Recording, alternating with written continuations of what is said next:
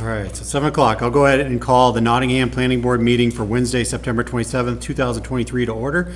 Before we begin, I'll have all the members introduce themselves, beginning on my right. Robert Davies, alternate. Teresa Bascom. John Moran. Edward Veal. Susan Mooney. Blair Haney, SRPC. And Mr. Davies will be seated in voting tonight for Mr. McKinnon. We have 3 cases on the agenda. 2 have requested continuances, but we'll take everything in order. The first is a continued case 23-004 SUB, residences at Fort Hill, Smoke Street and Fort Hill Road. Application from Barry Surveying Engineering on behalf of Alridge Builders requesting a 25-lot open space subdivision.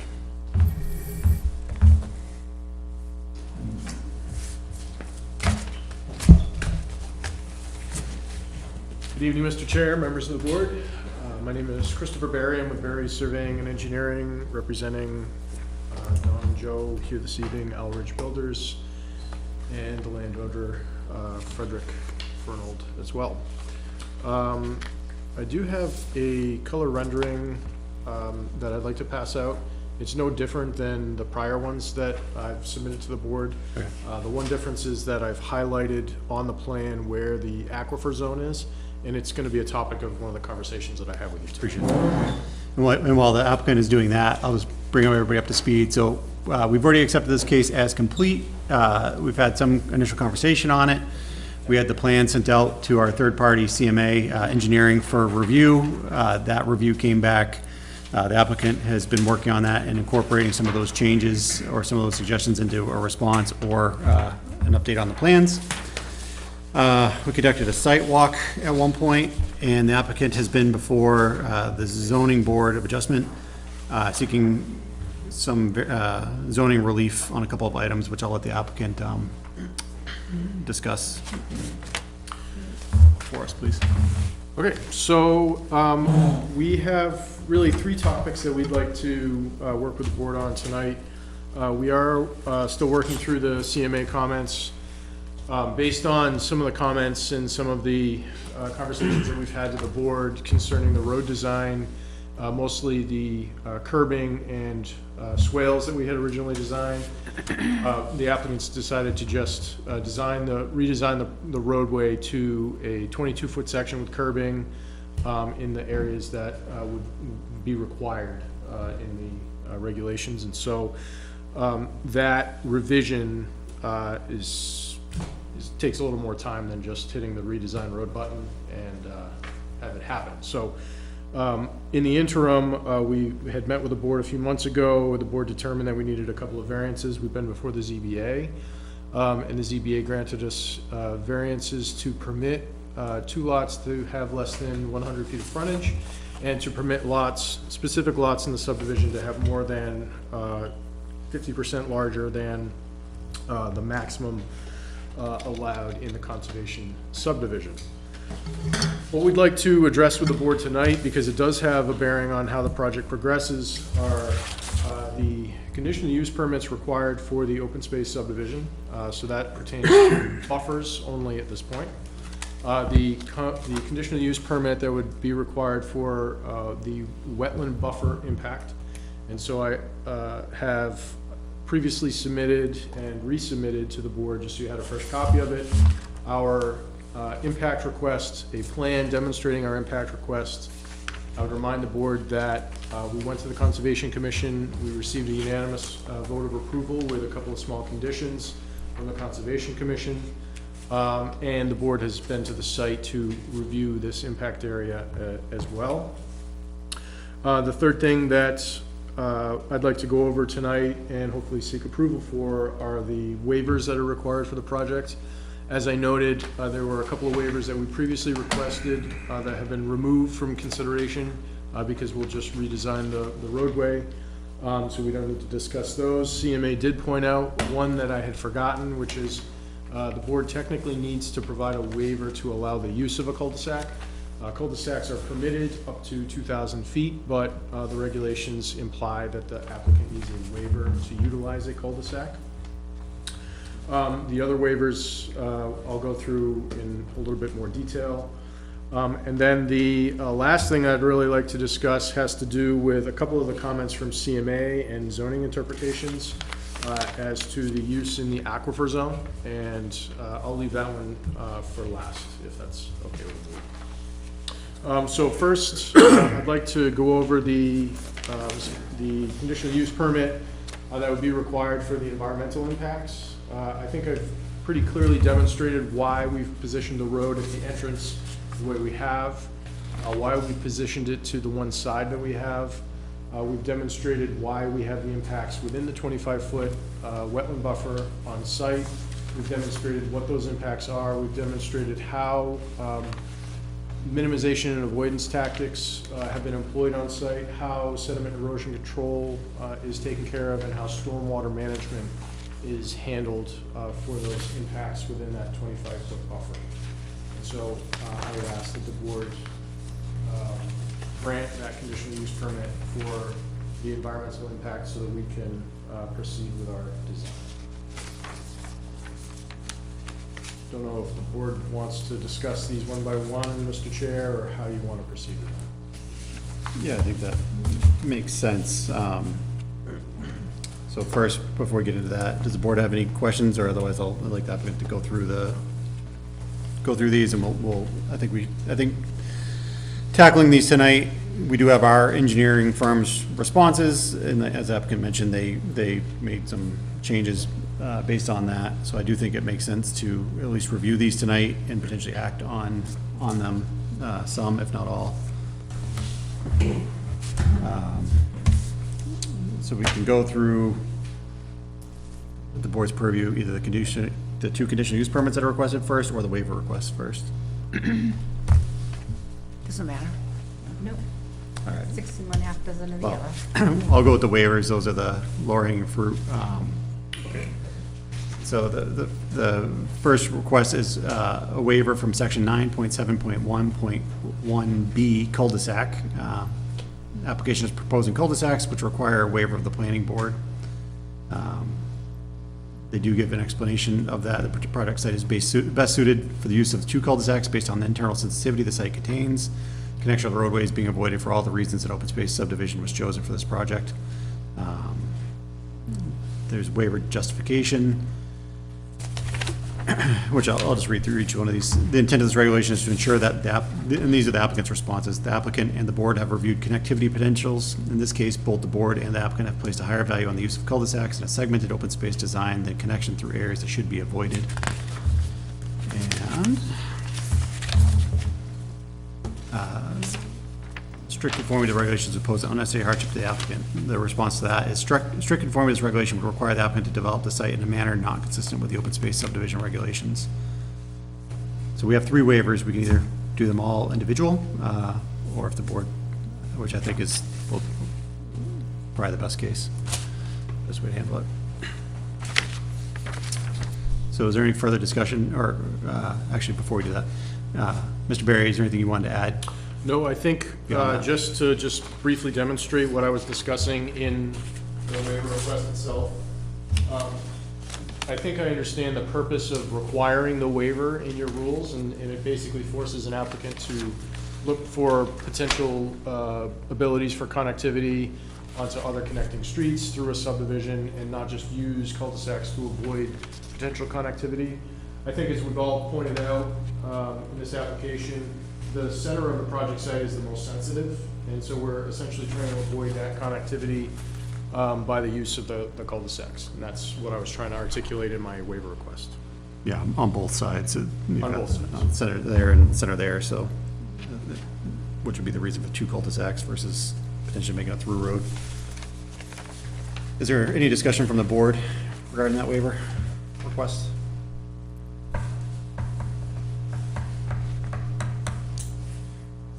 If not, I think a motion would be in order. Does anybody, I don't know if everybody has a copy, I can provide a copy. If not, I think it was in the packet, so, okay. I don't have a copy, John.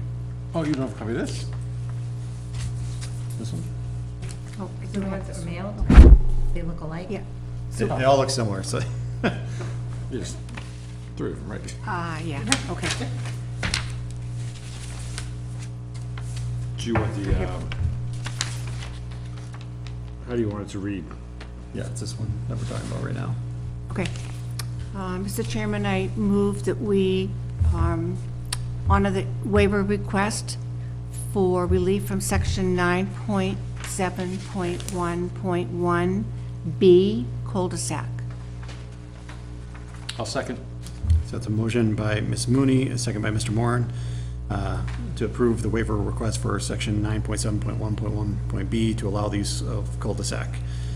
Any further discussion? All those in favor, please say aye. Aye. Aye. All those opposed? Motion carries, no abstentions, motion carries 4-1. 0. All right, the second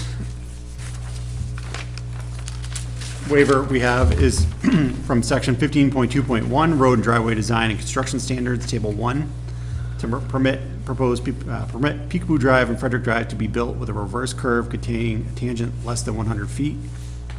Applicant's explanation: in one instance near the entrance of Peekaboo Drive and one instance on Frederick Drive, there is a tangent between two reverse curves that is less than 100 feet.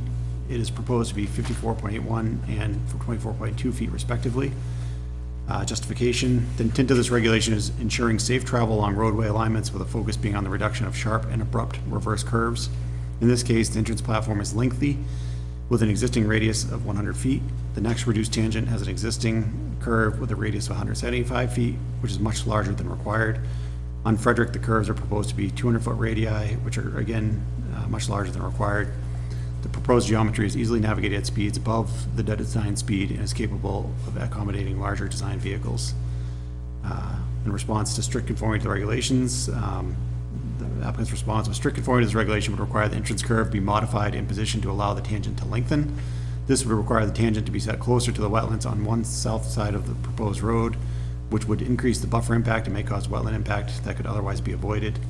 In the case of Frederick Drive, there would be a reduction in perimeter buffer beyond what is proposed if a longer tangent is proposed. In identification of the waiver request, I'm sorry, that's the last one. And we do have our engineering firm's responses to these as well.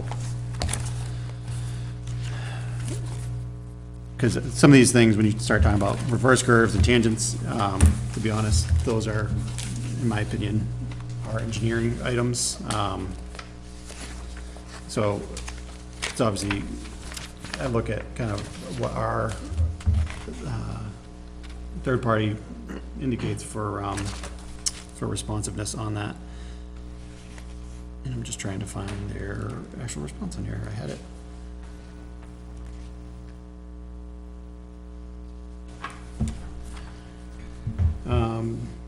They mentioned the tangent length, but then so what the CMA engineering responded back, the table requires vertical curves to have a minimum length of 80 feet. However, the first vertical curve on Peekaboo Lane has a length of 75 feet, and the first vertical curve on Frederick Lane has a length of 65 feet. So both curves do not meet this requirement. The applicant submitted a waiver request for Peekaboo Drive vertical curve length, and since the curve is near an intersection, vehicle speeds are lower. Mr. Chair, Yes, of course. that's a different waiver request. You're right. That's the next one where we talk about vertical curves.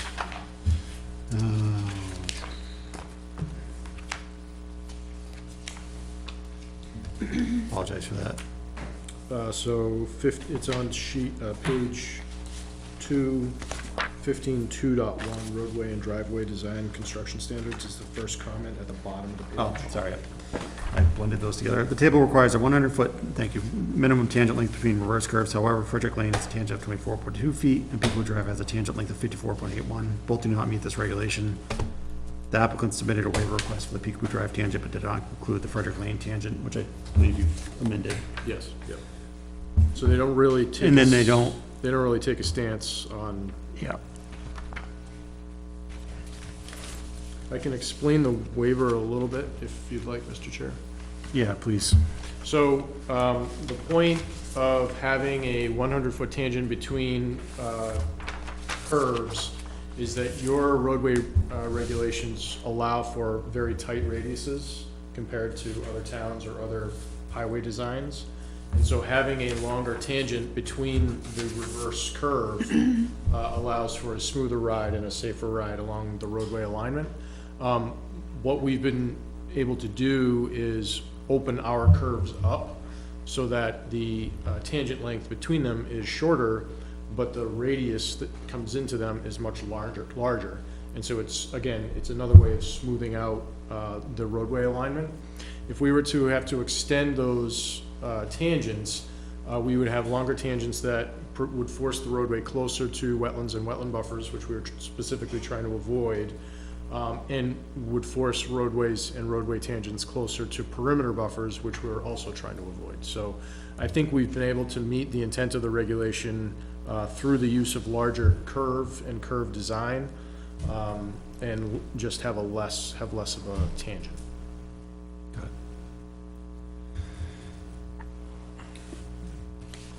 And no negative impact to say, I think the biggest thing we probably worry about is, safety, and then, emergency response, so the larger vehicles can navigate this without,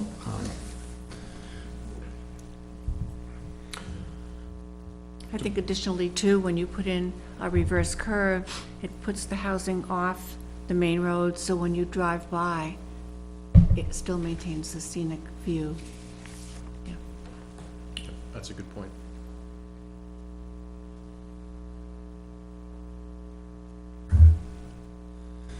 is there any further discussion from the board on this one? If not, I think a motion would be in order on that as well. Mr. Chair, I move that we approve the waiver request from section 115.2.1, road and driveway design and construction standards, table 1. There's a motion, is there a second? I'll second. So a motion by Ms. Mooney and a second by Mr. Moran to approve the waiver request for section 15.2.1, road driveway design construction standards to permit Peekaboo Drive and Frederick Drive to be built with a reverse curve containing a tangent less than 100 feet. Is there any further discussion? If not, all those in favor, please say aye. Aye. All those opposed? And no abstentions, so that motion carries 4-1-0. Third waiver request. Section 15.2.1, again, road and driveway design and construction standards, table 1, to permit the vertical curve entering the cul-de-sac to be less than 80 feet in length. 75 feet is proposed at Peekaboo Drive in 2 locations on Peekaboo. A 65-foot curve is proposed on Frederick Drive at the entrance. Explanation, the applicant is proposing to enter the cul-de-sac with a vertical curve that is 75 feet where 80 feet is required and have a curve within the cul-de-sac with the same 75-foot length. A length of 65 foot is used on Frederick Drive entrance. Justification, the intent of this regulation is to ensure roads are navigable on the vertical plane. The regulations fail to discuss a second metric that is used to determine sight distance, safety, and comfort. K values, rate of change, are a second and more appropriate way of measuring this. The larger K value, the larger the K value, typically the larger the curve. In this case, the road is designed with a K value of 30, where something much smaller is likely appropriate.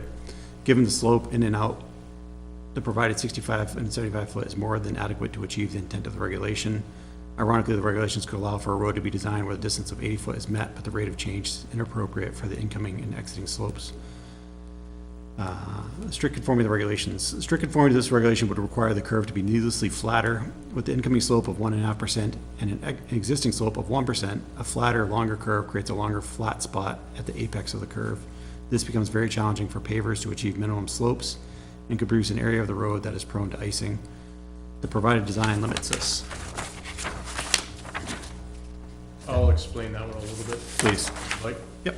so, your regulations talk about when you have two tangents, vertical tangents, as you're driving along a roadway, when they oppose each other in this manner, so you're coming up over a hill, the curve between them is required to be 80 feet long.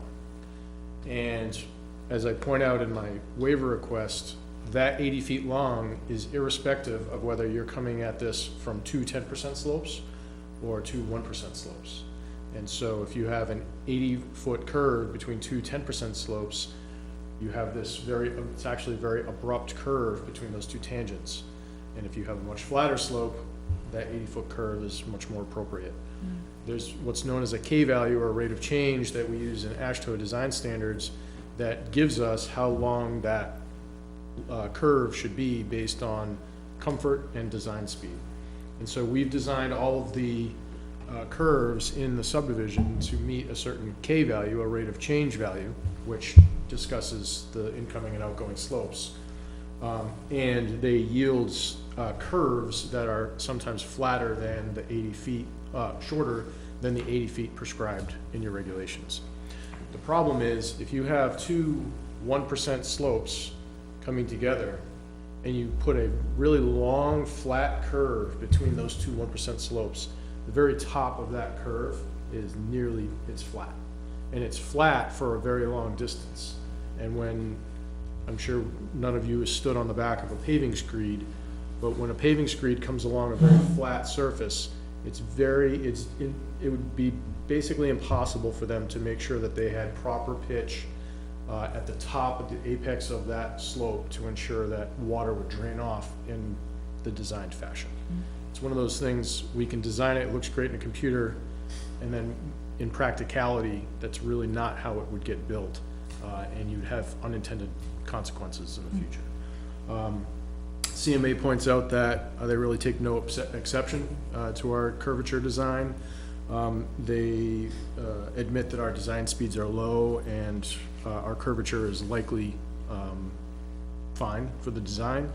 They do point out that we could meet the regulation in its purest form in a couple of different locations, which we admit, but we just don't think that that's the best way to design the roadway. And this comment from them, I'm just not familiar with. The table requires horizontal curves to be navigable by a WB40 design vehicle.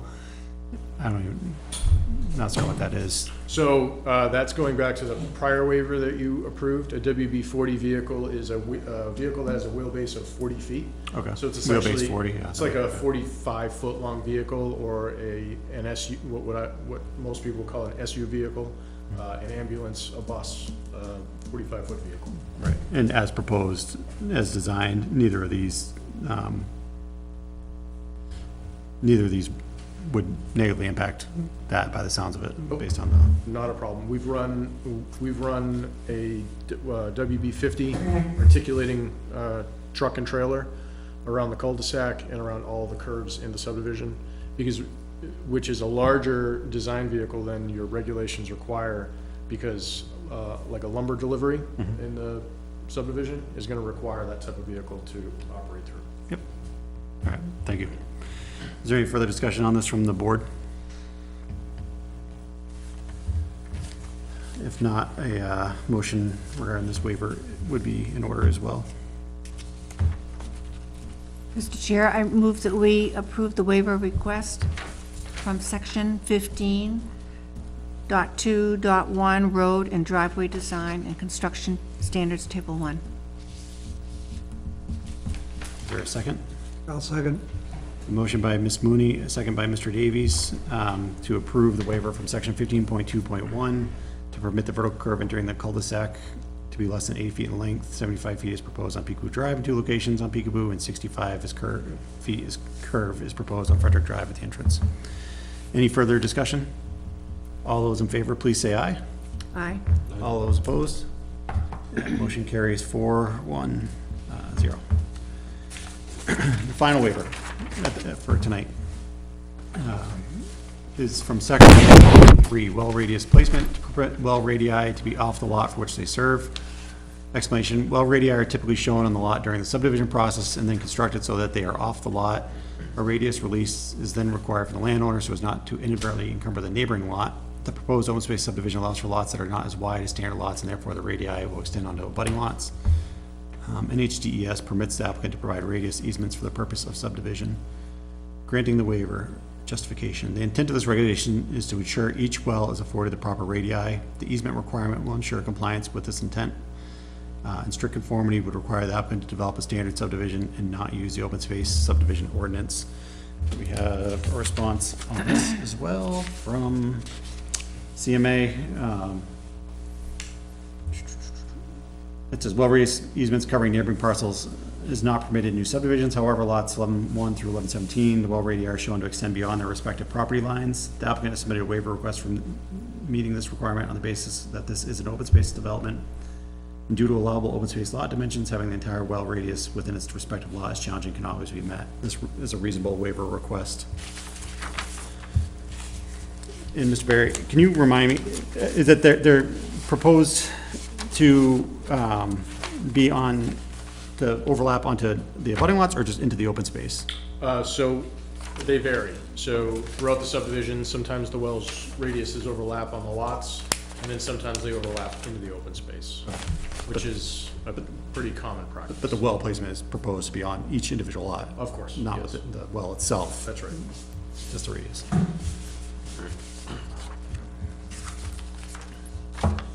Is there any further discussion from the board on this one? If it doesn't matter, why does it matter? If we don't care, and we're approving the well radii overlapping on other lots, because it doesn't matter, then why do we have that? So, well, there's a possibility that we need to look at our subdivision regs with regards to the open space of the zoning ordinance and see if that's something that should be reviewed as, because again, given the nature of the smaller lots within an open space subdivision, sometimes the best placement isn't gonna be where you normally would on a 2-acre lot and above. I feel like we had it in there somewhere about the well radius being allowed to go into the open space itself, but.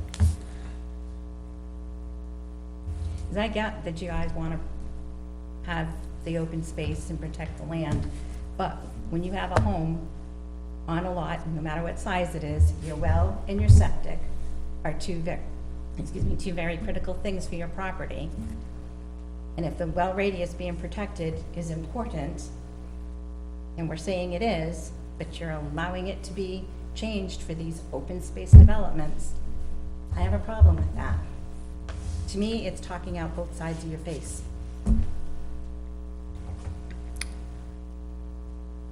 Yeah, and it's not in zoning, so it's not, so the way that the section actually reads, and I think it's important, it actually doesn't say, well, sorry, it does. So the first two items is that each newly lot created shall show the entire well radius protection area as required by NHDES, so that does that. The second one is the entire required well radius shall be located within the boundaries of the subdivision, so that part is met. That's number 3 specifically. So 19.3.3.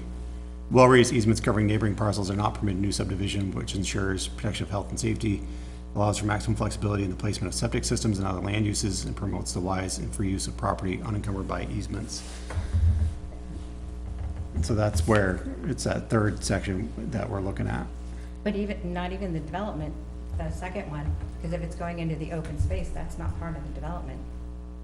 That's off the development.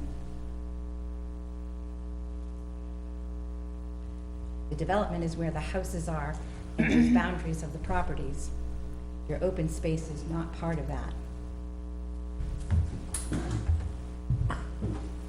Mr. Chair, I can Unless I provide, misunderstand. Mr. Barry? yeah, I can provide a little context Please. to how I think the regulation came about.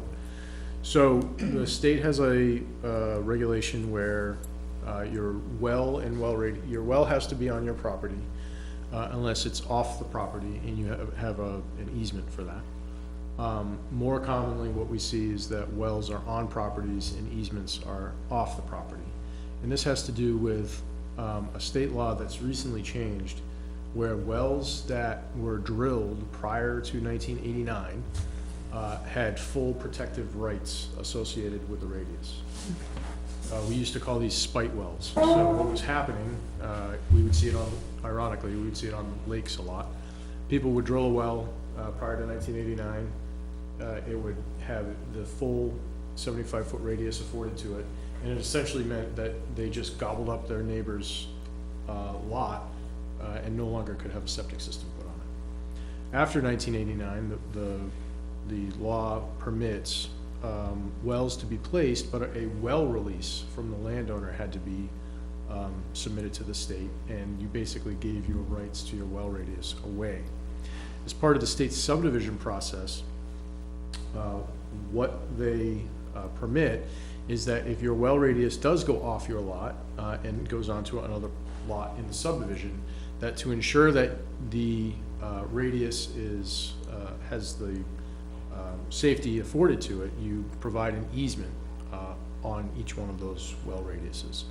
And so you'll notice a lot of the wells that go off the lots in our subdivision, they overlap with other well radiuses in the subdivision, so that we have congruent well radius easements between them. So it's not that we're not affording the water quality that the radius provides, it's that we're basically dedicating that specific area for the well radius itself. So what if you have a neighbor who just doesn't care and they're putting all sorts of treatments down on their grass and stuff like that, things that you don't want in your water, that they don't care about? You've lost that easement protection, because all an easement is kind of a gentleman's handshake. Well, it's a little firmer than that, but I do understand your point. I just don't think it's right. I'm sorry, I think not in the recent past, but there have been instances where we've had community wells, where we've had a larger well that served a number of lots, number of houses. Yeah. right next door, and then they have problems. Problem over there is when they lose power, they lose water. That's You what, might have a home generator, but it still doesn't get you any water. no, There's a plus and minus to everything. And I believe the open space regulations do allow the well radius to be within the open space. We're talking about the development, we're talking about the total boundary of the development. We can't, the state law does not permit, at the subdivision level, allow us to hang our radius onto somebody else's property and impact their property. Which I think was either 1 or 2 in the local regulation.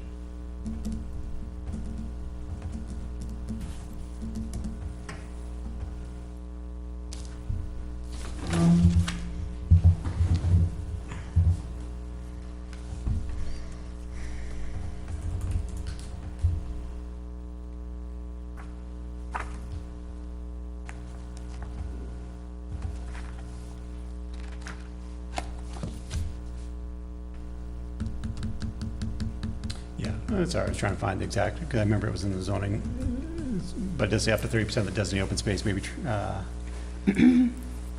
transferred to common area permitted conditional use. The planning board may impose specific criteria. Where's the whole section? And then it mentions agriculture, such as community gardens, active outdoor recreation uses, parking areas, individual or community wells, provided that this use was approved as part of the subdivision plan, and that appropriate legal arrangements are established and approved by the planning board for the maintenance operation of these facilities. Do any of these wells get casings They all get casings, down 60 feet? minimum. These are bedrock wells. These are not, I guess that's an important aspect to point out. Oftentimes when we all think of wells, we think of dug wells. no. Well, there's a distinction between a dug well that takes on surface water and surface groundwater, and drilled wells that go down multiple hundred feet and have casing and, Well, I know, I had a well drilled in my old place, and because of my lot line being so close to Yeah. somebody else, I had to spend the Yes. extra money and put 60 odd feet of casing in order to make away from my septic, in order to give my run of the 75 feet. yes, yep, and that, So if these are all cased, then that gives you a lot, yes. especially with groundwater going through it, has 60 feet of land to go through before it actually goes Yes. into something, so. So the closer we are to a boundary line, you're talking about the hypotenuse triangle that we're talking about. To make the 75-foot work on the hypotenuse, they have to add casing. Right. So each one of these wells will have varying amounts of casing to make sure that hypotenuse is met, yes. Yep.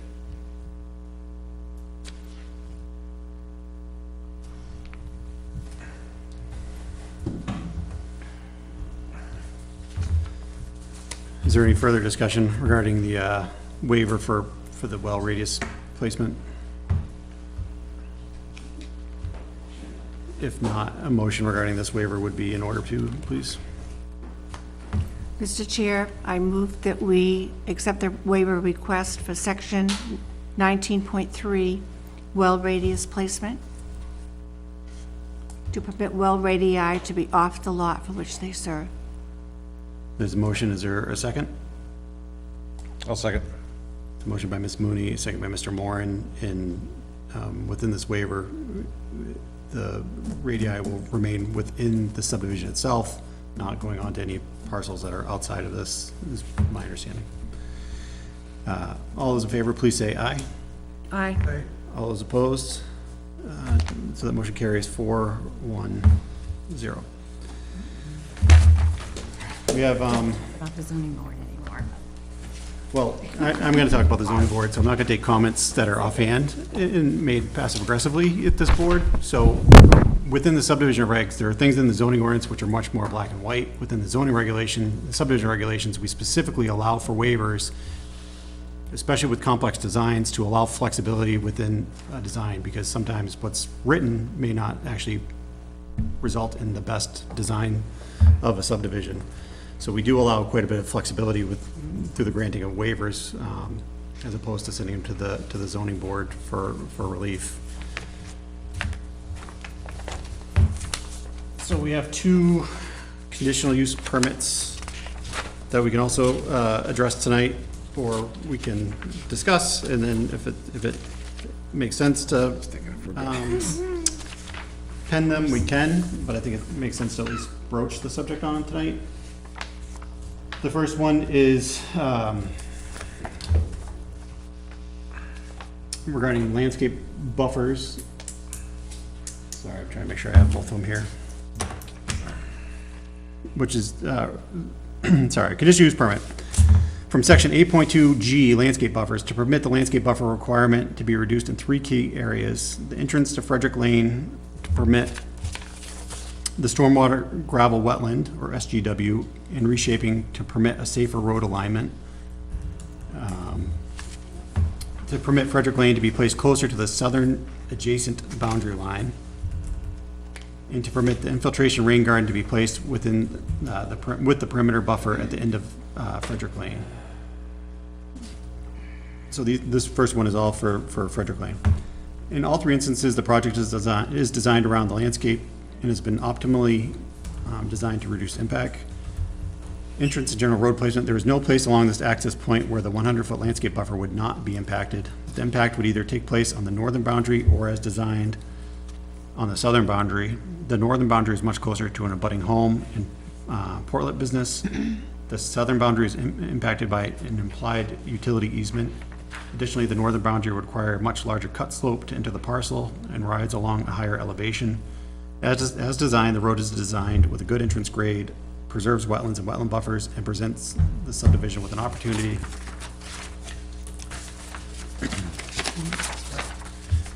to provide the 100-foot buffer to the future residents of the subdivision from the Portlet Company. The design places lake impacts together and provides for a robust stormwater design in doing so. Buffering at the entrance is proposed to soften the view of the subdivision and stormwater system from Smoke Street. Road at Station 3 plus 00 or 300.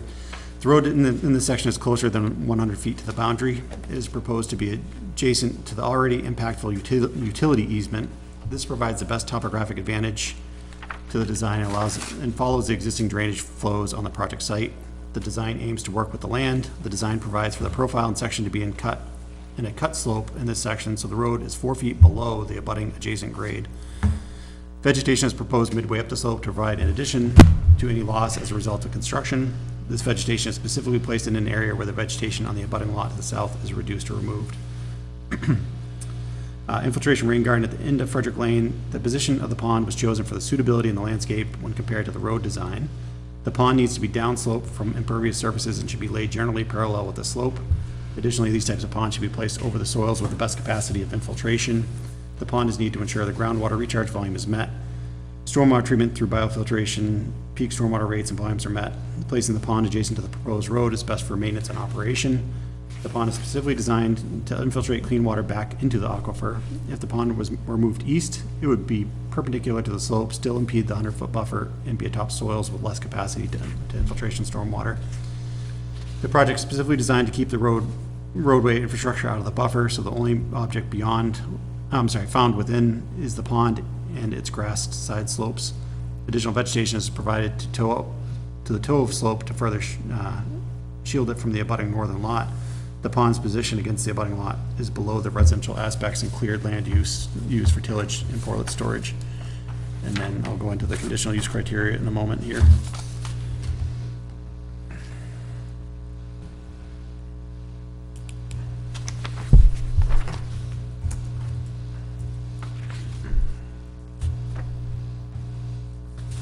Apologies, just want to pull up our criteria.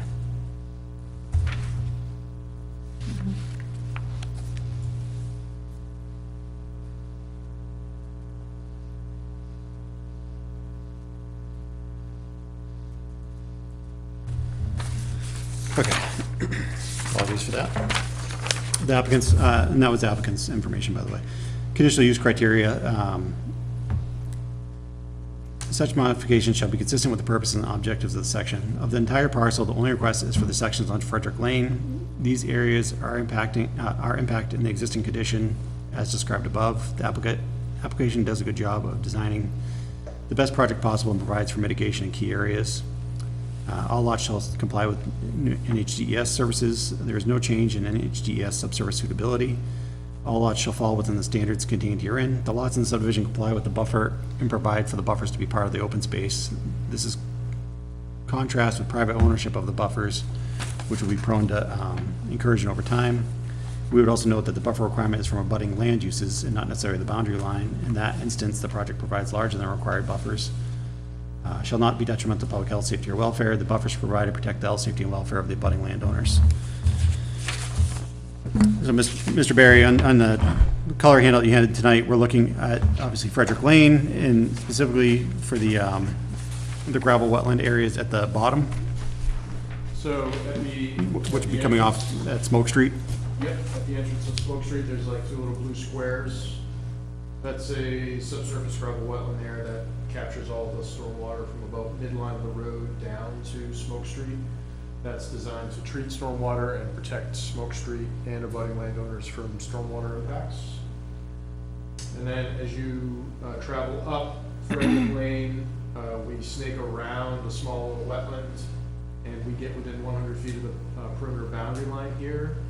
That area is already impacted by a utility easement that runs through there, an overhead utility easement.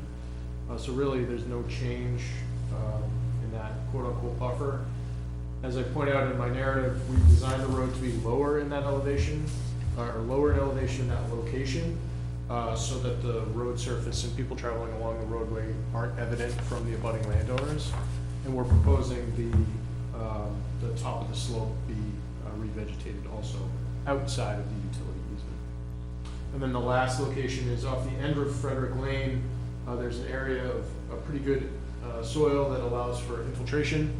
And so we're grabbing the stormwater from the roadway, treating that in a bioretention cell, and then infiltrating a large portion of that back into the ground for groundwater recharge in that location. And that's a pond that is essentially grass lined. So the whole outside is grass lined and the interior is grass lined. So it's not a true object, a roadway or a home or something that's visually, opposing. It's a green pond structure. We're proposing at the toe of the slope where the pond keys into the existing grade, we are proposing plantings in that area also to sort of revegetate the remaining buffer. And then lastly, I point out in my narrative that the regulation, though I've applied it to mean 100-foot buffer from the perimeter boundary, the regulation states that it's 100 feet from opposing land uses. So I'm not sure what that means. There's no real land use that is within 100 feet of what we're proposing, but I still think that the conditional use permit's appropriate. Meaning, there's no structure There's no home, there's no tillage area that's within 100 feet of any of the areas that we're proposing.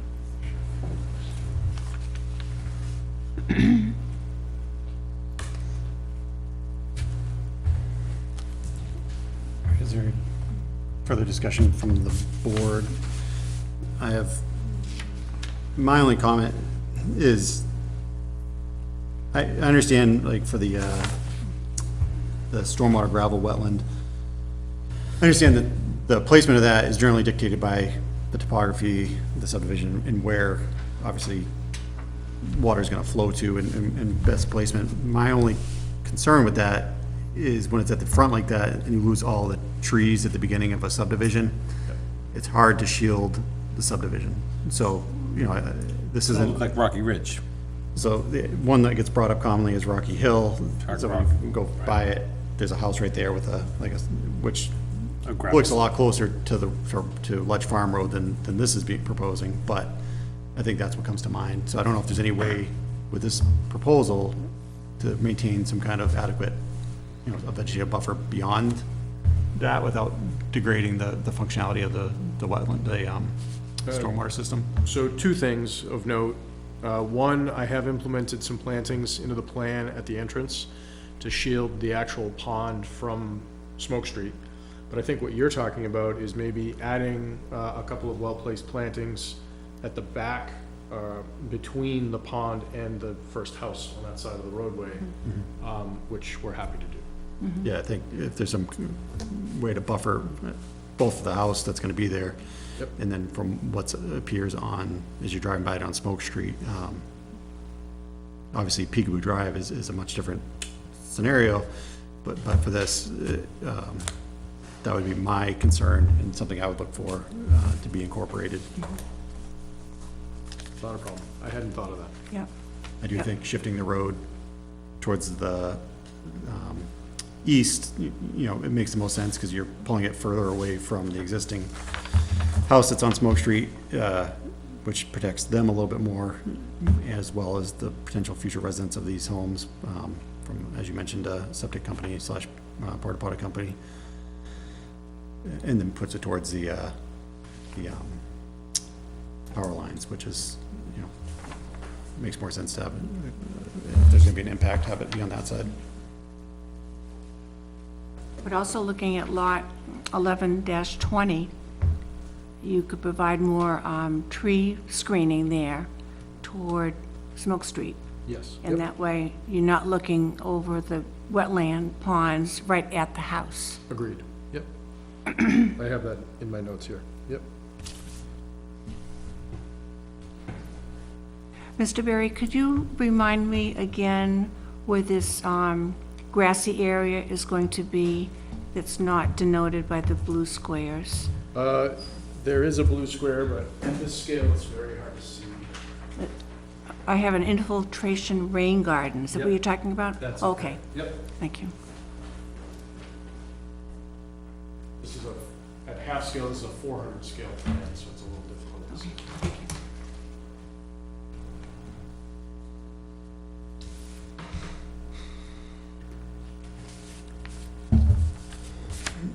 So it's up to the board's purview. If we address these tonight, I think it makes sense, as the applicant is continuing to revise their plans for the next time they're in front of us. So we have, if we do address this tonight, it's under section 13.2 of the subdivision regulations, where that authorizes us to issue conditional use permits, and it gives us the 4 criteria, which were outlined by the applicant. That such modifications shall be consistent with the purpose and objectives of this section. All lots shall comply with NHDES for subsurface wastewater management. All lots shall fall within the standards contained herein and shall not be detrimental to public health, safety, or welfare.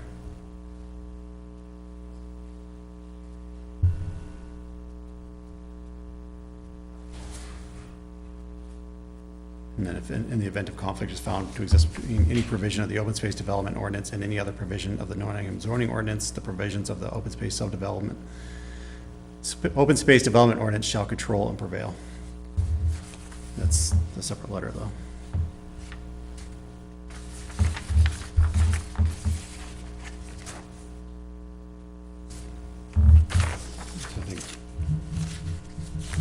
think a motion around the conditional use permit would be in order.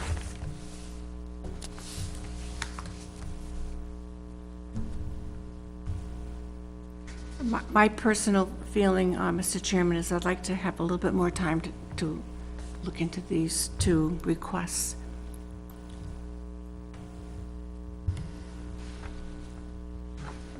Fine. I don't know if we're pushing our limit or not. It's at and the board controls it, so,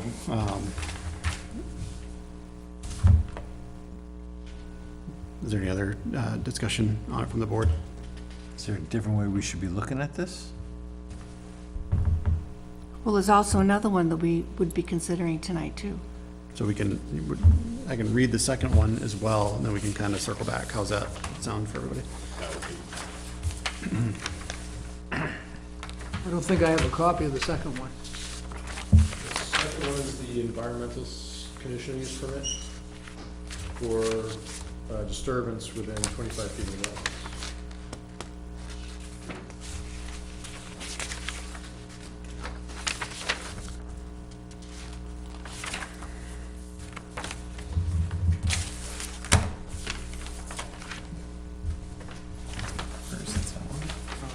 I still can't find. No, you can see it too. Was it part of your original submittal? It's part of my original submittal, and Okay. it is resubmitted as part of the package. Thanks. It's rather lengthy, it's 8 pages long.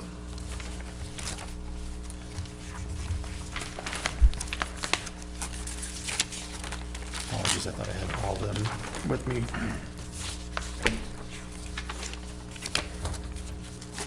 Is that the one that has existing conditions in the center? Okay. Yep. April 19th? Yes, sir. Huh? This one. Wetland system number 2, wetland system 1.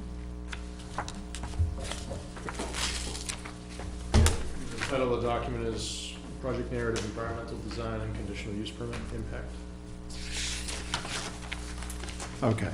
I thought it was, Yep. I thought it was important to discuss how we get to the wetlands, not the wetlands disturbance, the wetland buffer disturbance. Yep. And all of the thought and process that we go through to avoid doing that. One of the things I think it's important to note to the board is that wetlands disturbance, there is no wetlands disturbance on this project, but wetlands disturbance in general is very expensive.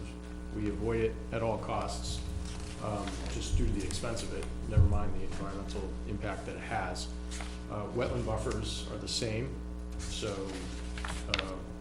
we look at a project, we look at how to gain access to a site the most efficient way possible, most cost-effective way possible, and the most environmentally positive way possible. And so, it's 8 pages, yes, but it's 8 pages of why we got to where we are today by asking the board to consider us being within 25 feet of the wetlands at the entrance. And it places values on important resources on site and describes why they have a higher value on site than the entrance wetland does, and why we're trying to avoid those areas and why we're impacting this specific area. Thank you for that. And I apologize. I was looking for the same format as the other one. That's why I went past this a few times tonight. So we do have that document, the original, and then the reprint of it discussing the conditional use permit for the wetland buffer specifically. In the applicant's justification. I think the applicant summarized it a lot better than I could on this.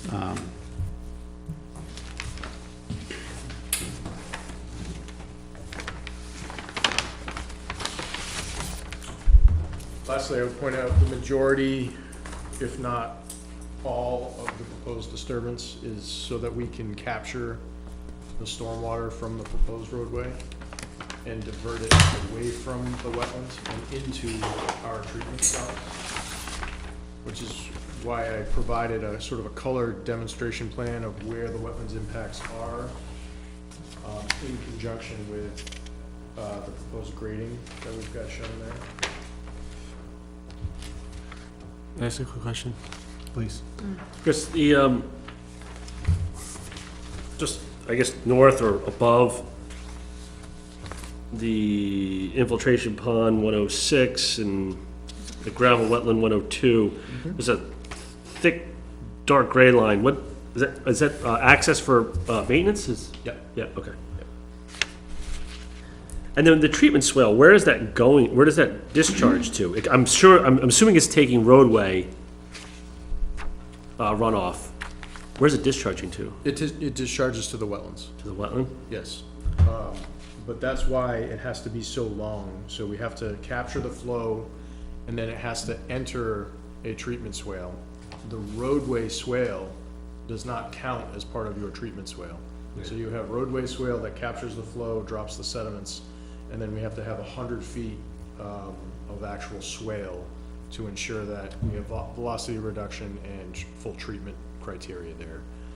The swale, it's not a 2-foot wide swale, it's 8 feet wide, it's 2 feet deep, so it's very flat and wide to provide the treatment. So it's not a typical roadside swale.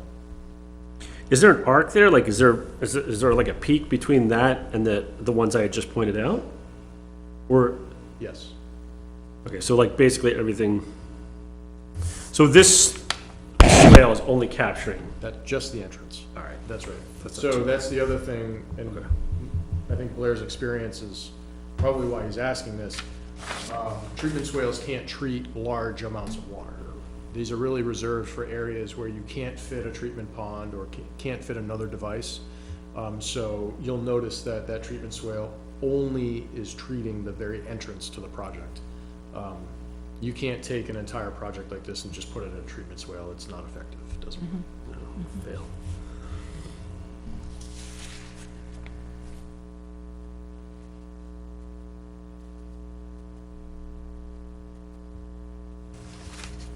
Is it just a grass swale, or do you do like check dams or anything?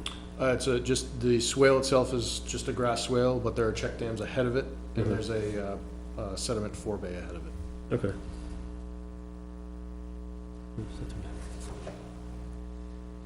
You're specifically looking for, under Article 3, Section B, number 6, for, from the wetland buffer. So Yeah, that, that- not applicable as vernal pools, because none were identified or none being impacted by this. That's right. But your regulations changed recently to include the 25-foot zone requires a conditional use permit, Yep. whereas prior it did not. Right, prior, we didn't have any buffer for wetlands, wetland beyond the setbacks. Right. But we didn't have anything, and we added in a buffer zone and then made that, made the conditional use permit applicable, but not for vernal pools. Right. So will this disturbance be temporary, or will it be permanent? Well, it's temporary in that when we're done with it, it will be grassed and vegetated. It's permanent in that it is shaped, it's a man-made shaped swale, Okay, but it's not a structure. okay, I was also very careful to ensure that no structures were inside the buffer, meaning there's no pavement designed inside the buffer, there's no head walls, there's no pipes, there's none of that designed inside the buffer. but the buffer will be within the 25 feet? The swale will be within the 25 feet. Yeah, Yes. that's what I meant, the Yes, swale. so And how existing close vegetation. to the wetland will it be? It's pretty close in some areas. It's within 5 feet. Ah, And that's due to the elevation we need it to be at.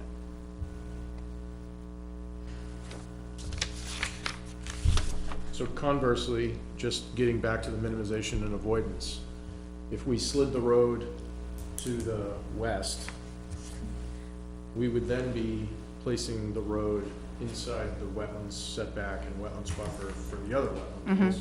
I see that. So, in my mind, just, I want to bring you through my line of thinking when we were designing this. If we're gonna have impact, I would rather it be in one area than scattered throughout. So if we can preserve an area, I would much prefer to do that.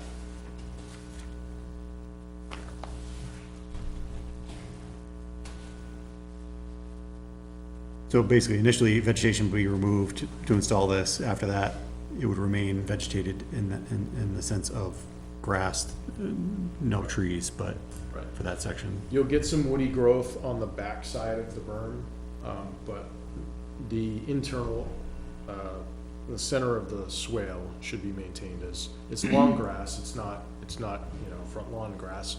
It's 6 to 12 inches long typically. And then maintenance of that is just probably mowing from time to time. Yep. Yep, once a year it should be mowed.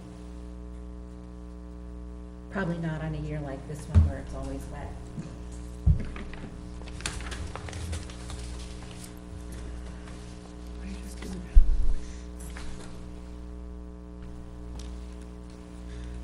So I'm gonna read the, I think, just the last, page 7, page 8, just because I think that, I think you mentioned the wetlands and the stormwater design and the, you know, the actual, not, I don't want to say quality of the wetlands, but the different values of the wetland systems that are in place and what's being taken into account for that. So I'm gonna read these sections for, why the applicant feels the, criteria met for the appropriateness of a conditional use permit.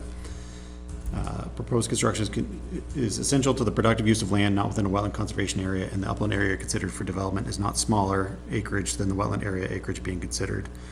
The buffer impact is proposed for the purposes of installing stormwater practices used to treat flow from a proposed roadway. The roadway proposed completely outside of the 25-foot buffer and is placed between two wetland areas.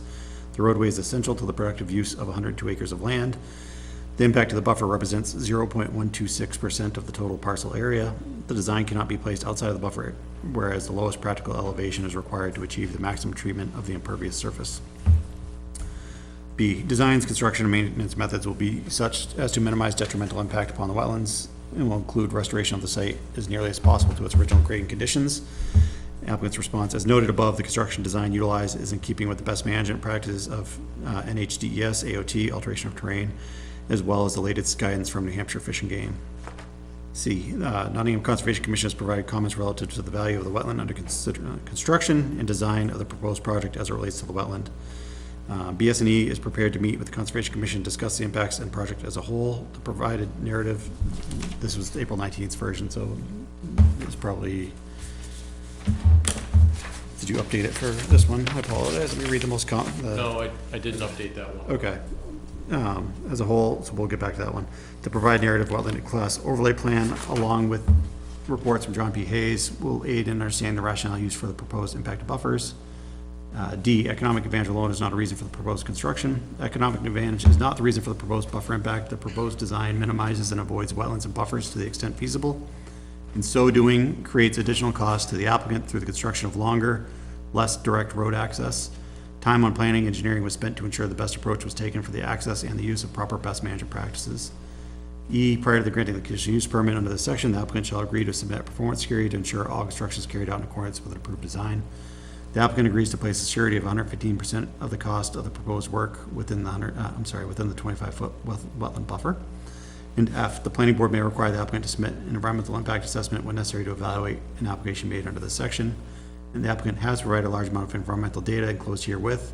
Additionally, Fraggle Rock Environmental is preparing a wildlife assessment for the project, which will be submitted to the town upon completion.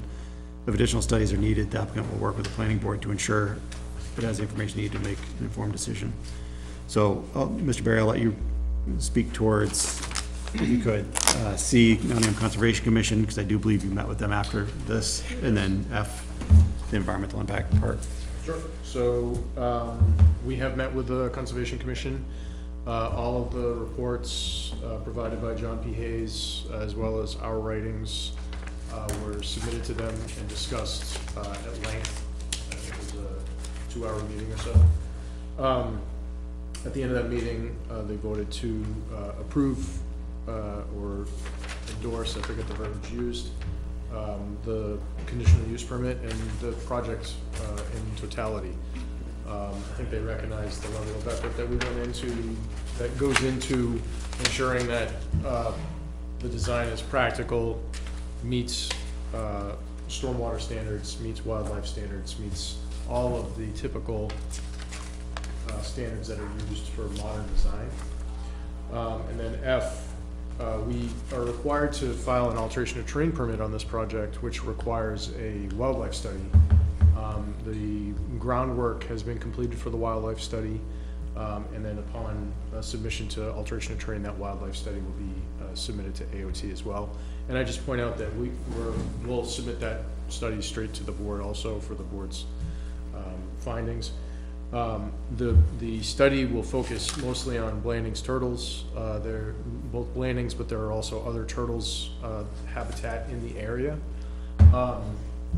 And the design is very careful to ensure that we're using the best management practices possible to ensure longevity of those.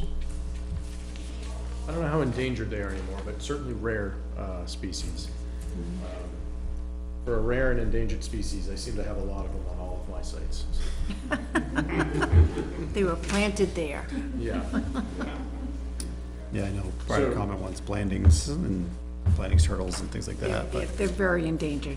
They Are they? really only exist here and then in a city in Massachusetts, which their viability and survivability down there is probably like Pretty this. low, I would say. But this is the place for Blandings. Ah, Yeah. understood. I think they're 18 years old before they reproduce, which is why they, Oh, I didn't know that. which you can imagine, road mortality is tough for a species that has to be that old to reproduce. But, and we did have a letter from the Conservation Commission dated May 23rd, in our packets from prior, which, I'll just rereading a little bit. So to the discussion of environmental impact, most of my 8 pages is Yep. a discussion of what environmental impact this project has on the site. Goes into great detail on the entrance culvert crossing that we're proposing to ensure that there's migration patterns between the two sides of the project. This is it's a closed conduit culvert design, but it's open bottom with a gravel base so that they can move back and forth through the wetted perimeter of the structure. The structure's concrete. Apparently, plastic is not a good product for them, and so it's a concrete product. The head walls are flanged and designed specifically for them. The outlet control structures within our ponds are specifically designed with turtles and turtle habitat in mind, meaning the top of the outlet control structure is below grade as it comes into the pond. I thought it was silly at first. Fish and Game was telling us that the top of the structure had to be above the incoming grade because the turtles will climb on the structure. All I could think of was a turtle using it like a jungle gym. And then I did a construction inspection on a project in another town, I won't disclose the location, and there were many, many turtles using it as a jungle gym. So it did have merit, and I understood it when I saw it. The other thing to consider is that the base of the structures, we used to put sumps that would hold a column of water and would hold sediment in them, and then we would have a pipe outlet at this elevation, and what we were finding is that they were traveling up the pipe, not necessarily getting into the top of the structure, but they were traveling up the pipe, and they were dying in the permanent pool because they can't get out. We had other issues with mammals getting in there and drowning the same way. So there's a large degree of thought that goes into even designing just a structure that controls stormwater on this site. Thank you for pointing that out. So basically, like the applicant had said, the notes I see from the Conservation Commission, they had made some points with the applicant about overall design and some things to put in place, and to consider as it moves forward. The wetland impact for disturbance within 25 feet of wetland was studied. It was determined that the OSD design and the resulting proximity of the wetland was a fair trade-off and that the disturbance would be minimal. That's the verbiage from here. There's archaeological mention, but there was, study was conducted, nothing was found. And then limit the use of road salt, 4 to 6 inches of loam be replaced on the entire lot site to encourage revegetation, timber cutting be suspended from April 1st to October 1st. Signage medallions be erected to identify the open space area and identify the wetlands and the wetland 25-foot no disturb buffers. Percentage of upland versus wetland will be determined, add to site plans. In summary, the commission approves the application for a CUP to allow disturbance within 25 feet of a wetland per Article 3, Section B6.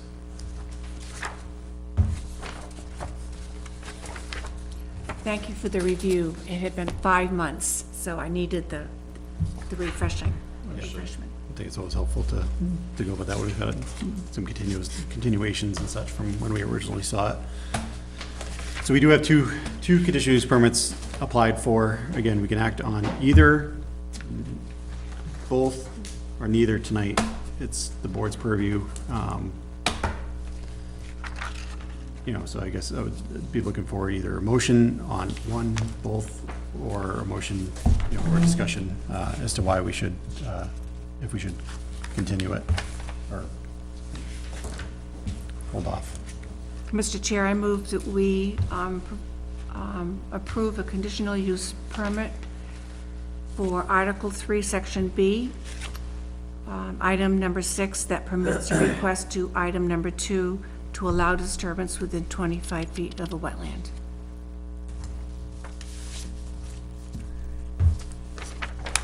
There's a motion from Ms. Mooney. Is there a second? I'll second. Second by Mr. Moran, and this is for conditional use permit. The second one that we read tonight. Let's try and get the number again, but Ms. Mooney read it off. Item 3B, vegetative buffers, correct? So we have a motion, again, by Ms. Mooney and a second by Mr. Moran. Is there any further discussion? This is the 8-page one. This is the page one, correct? That's what you were speaking towards, Ms. Mooney? Yes, I don't have it right here in front of me, whatever page it is. I have Article 3, Section B, Yep. item 6.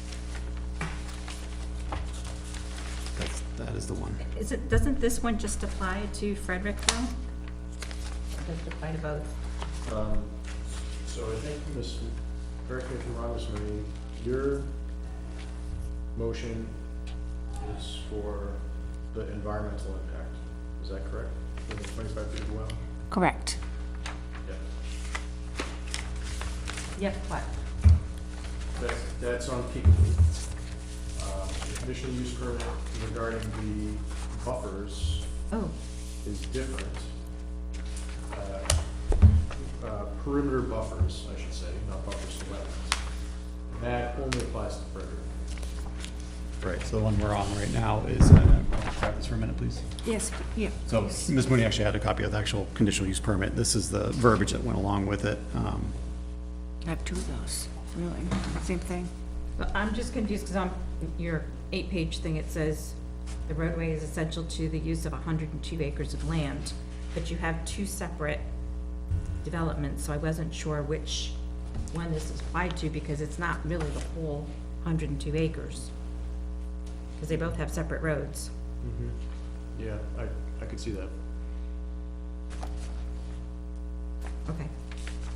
I mean, I don't know how to answer that. It provides access to A portion. 60 a acres, large portion of it, yeah. probably thereabouts. Yeah.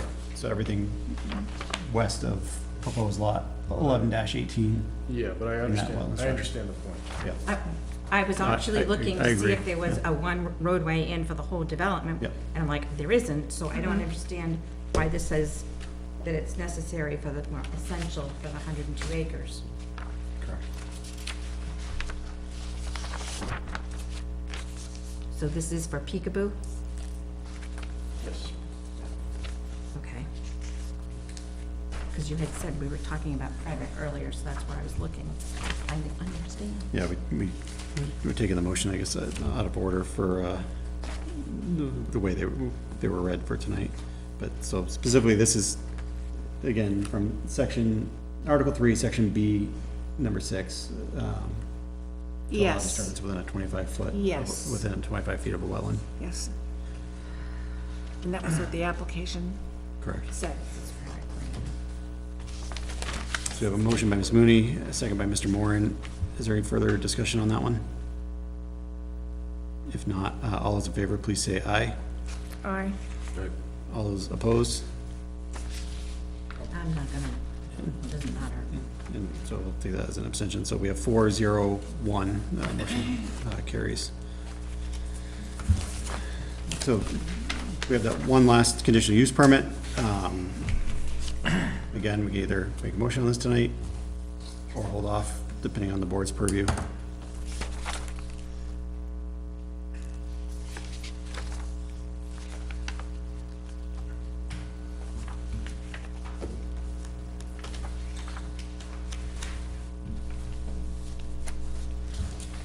Sue, why did you want to hold on this one? I have to think about it because lots larger than are permitted in an open space is contrary to what open space subdivisions are for. But that was removed. I'm sorry. That part was removed. So the lots larger, so, I'm sorry, so the other conditional use permit we have tonight, it was amended. So the part, the section being for lots larger than the open space subdivision allows, that was removed because it was determined that we do not have the That's ability right. to do a conditional use permit. Thank So they sought, That's they went to zoning for that and they sought relief And we there. gave it. And they were approved for a variance from that. You received that variance, and was there a second? The frontage on. Fort Frontage, Road. that was the other one, yep. So here we the are. variances that they were received were specifically to the lot, proposed law 1118, 1119 off of Fort Hill Road for the size, and then the frontage. But what we're discussing for the second conditional use permit is specifically about the landscape buffer, to allow and this is how the original plan came in. I was just looking back to see if that was something that was added, it was not. So this is what would have been reviewed previously by us, was to put the stormwater gravel wetland at the front there, and to allow Frederick Lane to be placed closer to the southern adjacent boundary, which is closer to the power lines easement, and to permit the infiltration rain garden to be placed within the perimeter buffer at the end of Frederick Lane.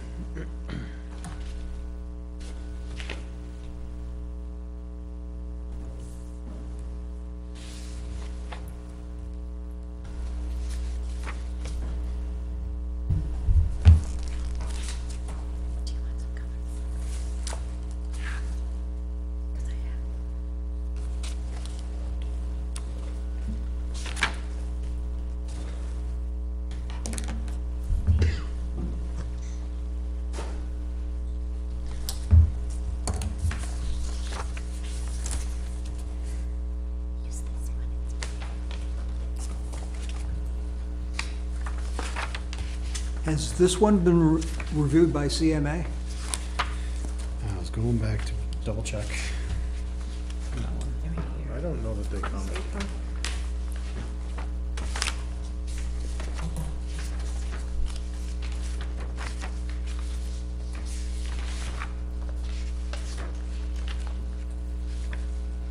Is the date on this September 20th, 2023, is that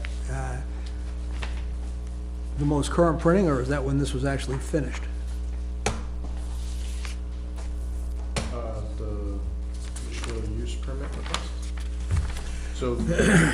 So we revised it on September 20th and submitted it to the town, and that removed 2 requests.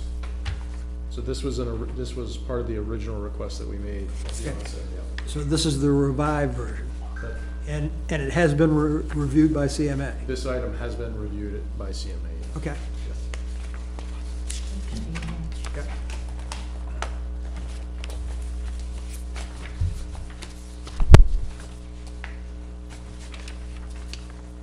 All right, found it. It's on, well, They didn't, page 7 of CMA's review, S is in Sam, point 8, G is in George. This ordinance requires a 100-foot buffer minimum between abutting land uses and the development. The applicant submitted a conditional use request for meeting the 100-foot buffer requirement because the locations of Frederick Lane, gravel wetland number 108, which I believe is the SWG, correct? And infiltration rain guard number 103 are dictated by the site constraints. For the reasons stated in the request, it is reasonable for it to be considered.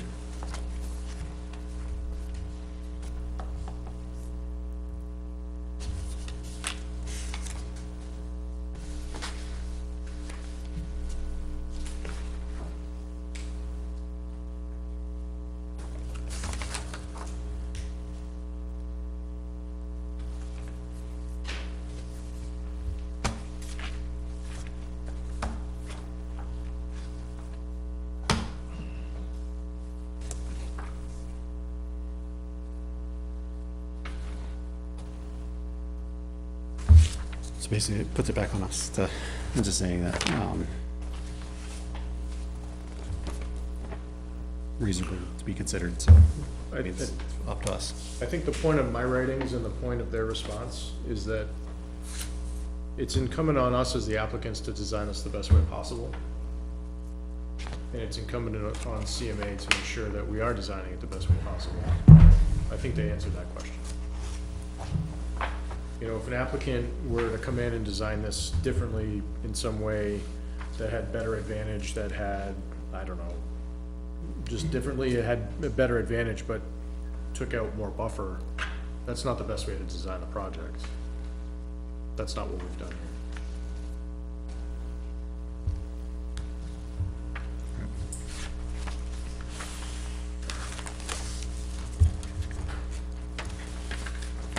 That brings back to the board. So we have conditional use permit requested for section 8.2G landscape buffers for the 3 items we've discussed. So I'd either look for a motion or discussion about, you know, continuing, and if we're continuing, you know, what we're looking for information, if any.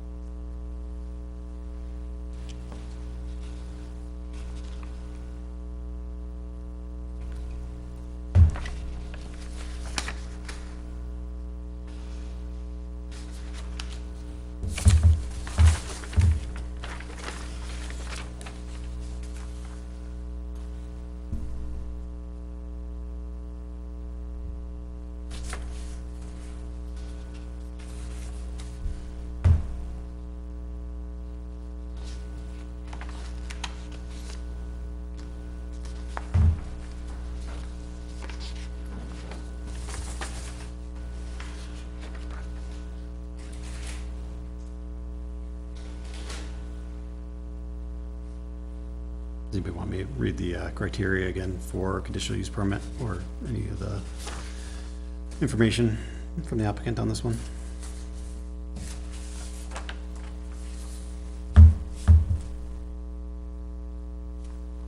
I think additional information would help, or review, From the applicant? please. Any, do you know what kind of information in particular?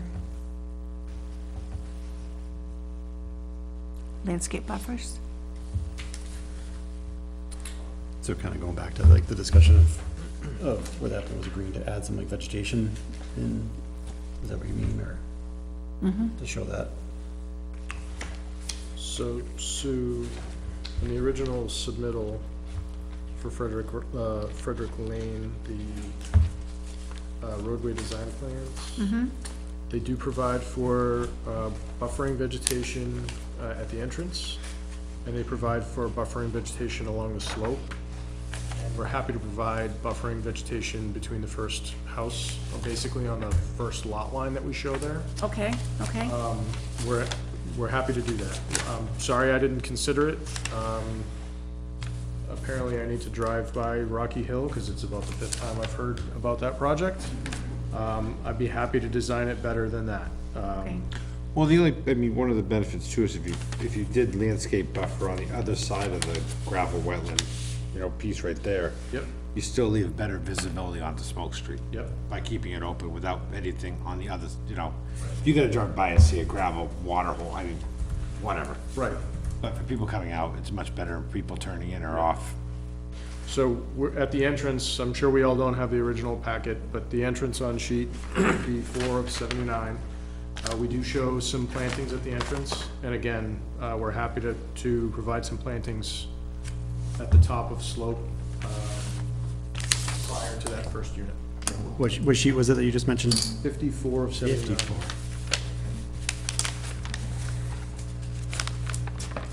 Let's get right over it.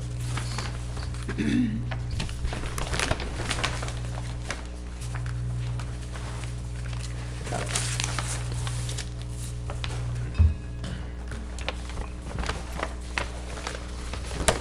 Yep. So you're indicating, so you already showed some trees at the entrance, Yep.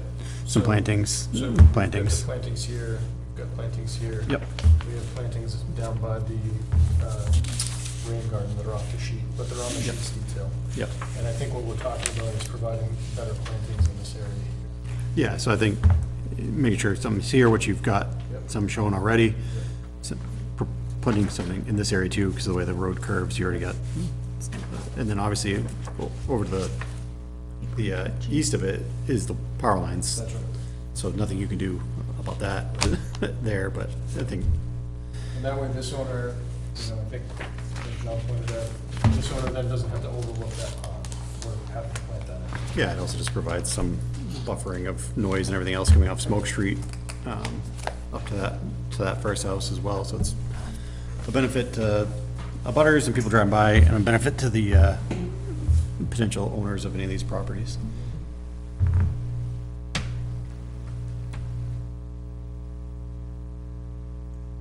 I don't know if anybody wants it, doesn't have that sheet, if anybody wants it. Just an odd question. What kind of vegetation do you think you put there that's not gonna die because of road salt or stuff that you're gonna put? Well, You put it's stuff actually- that's gonna be hardy or? It's actually upslope of the roadway, and it's atop the hill. It's a pine grove now, so we would plant either white spruce or white pine. Okay. Yeah, So stuff that's already there. native and already there. Yep. It's all tolerant. Well, the stuff along the road may be different, but And won't be eaten by deer.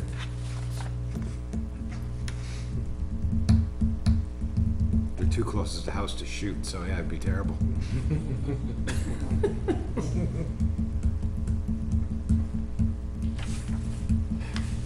I don't know if that changes anything for you, Miss Mooney, or if you, Yeah, I think it does, I think it does. So for some clarification, this is what we're considering. correct, yeah, for these three items. Okay, Yep. okay.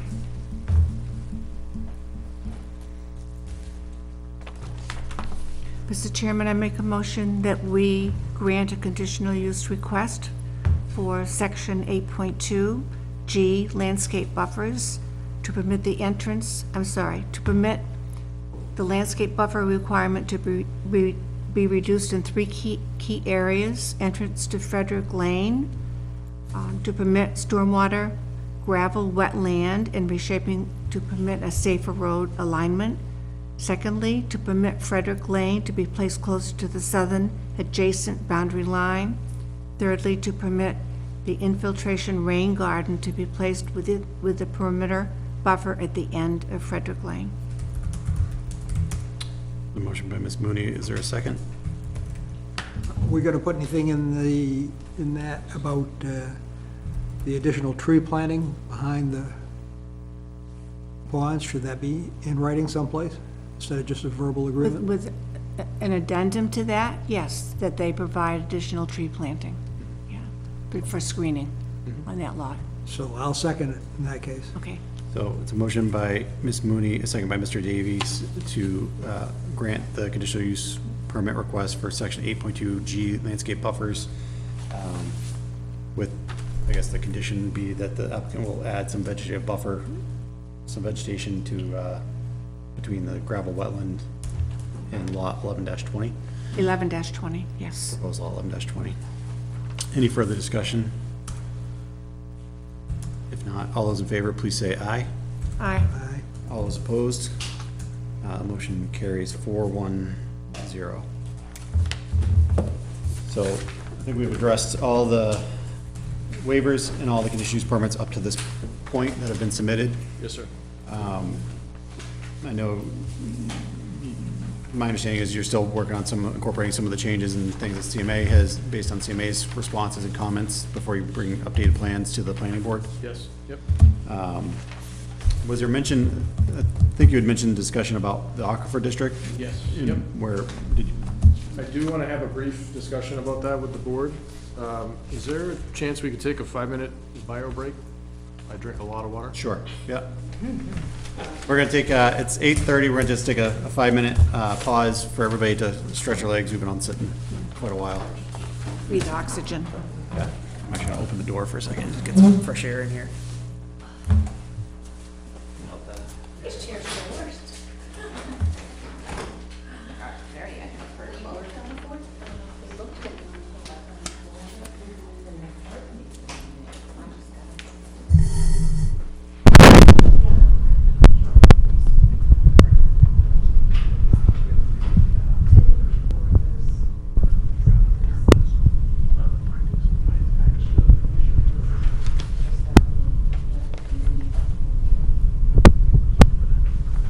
Yeah, I'm glad you lay in that lady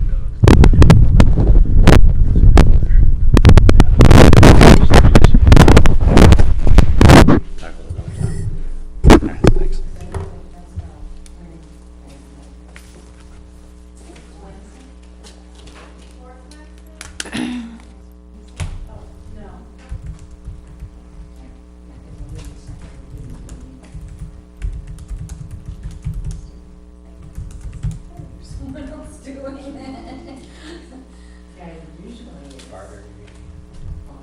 Oh, yeah. I've spoken to Ellen about that. Neither on the pole, I can tell you that.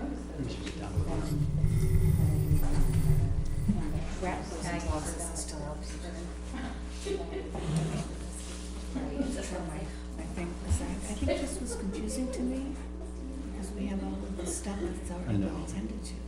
That's why I was. Just wasn't updated. I think it's because a lot of we never updated. The version. It goes from sometimes 10 lot,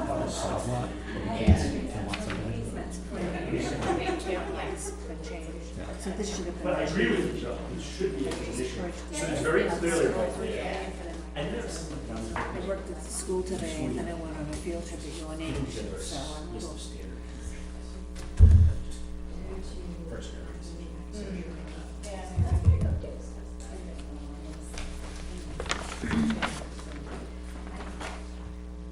All right, I'll call it back to order. So, Mr. Berry, I'm sorry, you said there was discussion you were concerned about or would like us to discuss about the Aquifer District? Yes, so in CMA's letter on page 6, they point out that we're in the Aquifer District. They question a couple of things, which I think the board already has answers to. The first question they had is, which applies, the open space development versus aquifer zone, meaning which rules apply. At one of our very first meetings we had with the board on this, Jen, the director of SRPC, instructed the board that the open space development is sort of an overlay that controls the lot sizing, which I think the board agreed with. The Next comment, A4B talks about 10% of the lot can't be rendered impervious, and so they've asked me to provide those calculations. I'm happy to do that, but I want to, and this question comes into the next one, 4D. There's a question of what is considered a lot that is in my mind, what it considers a lot that is within the zone. And so this is why I brought the handout tonight, because I've provided the aquifer zone as an overlay on the subdivision. And so we know and fully admit that the 2 lots off from Fort Hill, those are 100% in the aquifer zone. No question in our mind. Lot 11-17 on Peekaboo, the rear corner of that is in, and a part of a portion of 11-16, the rear corner of that is within the aquifer zone. But the vast majority is not within the zone, and we're not proposing that that area be used for development.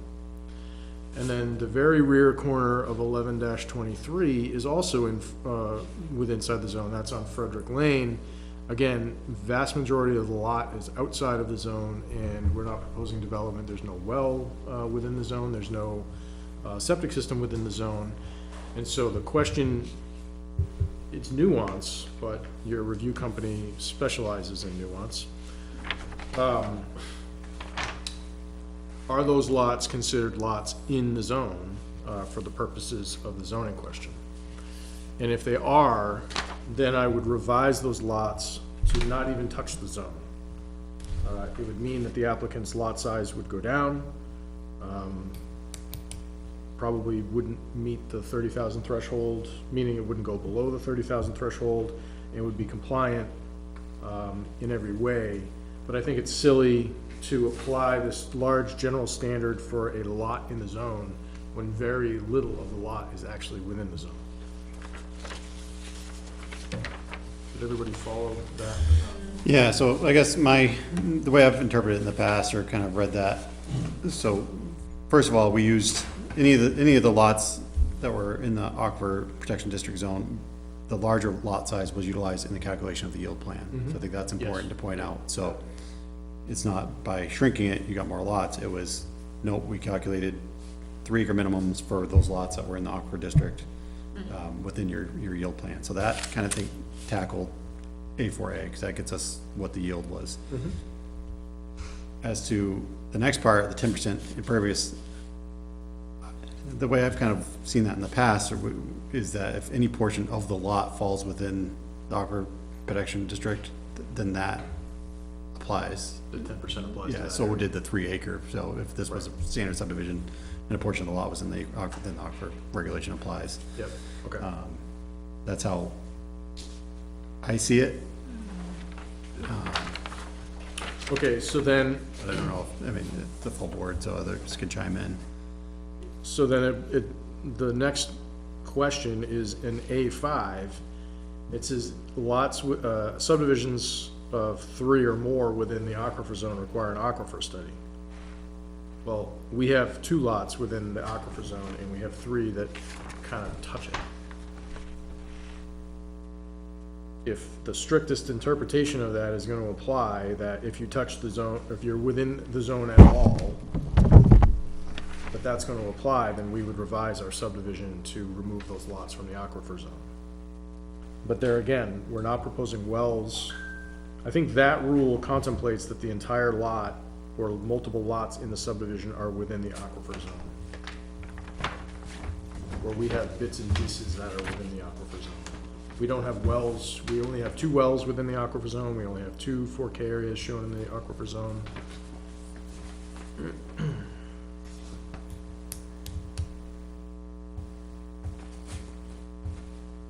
Yeah, it's one of those two bullet points, hydrogeologic study, A and B, you know, A being within, what it says within the Aquifer District, and then the standards of how to perform it. And where that's in the zoning ordinance, and it's a shall, you know, I always lean much more conservative on the, and try to make sure we don't overstep our realm here on the planning board when it comes to zoning, so I usually defer, to that board. So I think if, it's the plain language of how it's written, if 3 lots or greater are in the Aquifer Protection District, that would be a requirement. Okay, so then I will revise the subdivision to remove the corner of 16, 17, and 23 from the aquifer zone, so we only have 2 lots within the zone.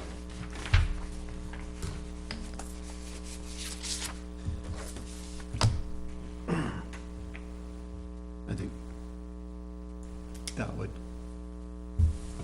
get around that, because the rest of the lots, as you mentioned, if this was conventional, yes, you would have a lot more lots in the Aquifer District, but Right. in my quick interpretation of it, I think that would be, that would suffice. Okay. So it's not based on where the parent lot is. It's based on lots that are in specifically this.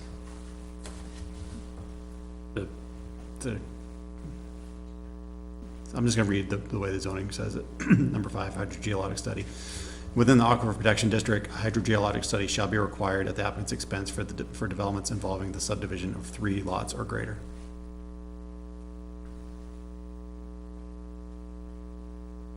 And then it gives We never the standards. specified 3 whole lots, we just specified 3 lots. Or that the parent lot is in the, you know, the hydro, you know, and resulting into 3 or more lots. I mean, is the point not to see if the extent of the Aquifer Protection District would go beyond where those lines are located? I think the point is to, the 3 acre minimum, other requirements within the zone, I think is intentional to limit the amount of development that takes place within the actual aquifer zone itself. Which is why we've really specifically designed the subdivision around not being within that zone hardly at all.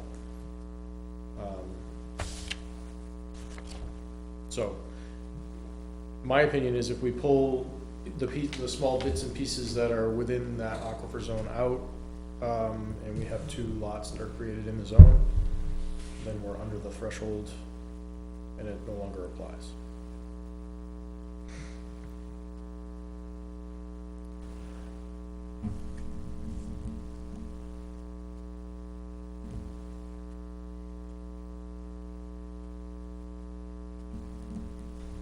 But you have to do that because we didn't determine when we wrote the zoning ordinance on this. Yeah. Whether it was a whole lot or a portion of a lot or. It's no different than the animal definition.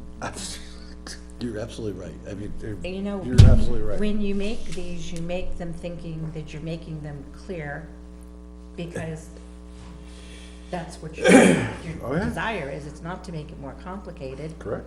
So you don't have a way of, you know, getting every last T crossed and I dotted, so to speak, because you don't have all these other things. I mean, who would have thought you'd go, well, you only got a portion here and a portion here, does that count? It's like, yeah, it counts. It's within, right? Well, and that's when it becomes down to interpretation. Right, but that's what I'm That's saying. and that's what the board is supposed to do at this point, is to interpret the zoning, right?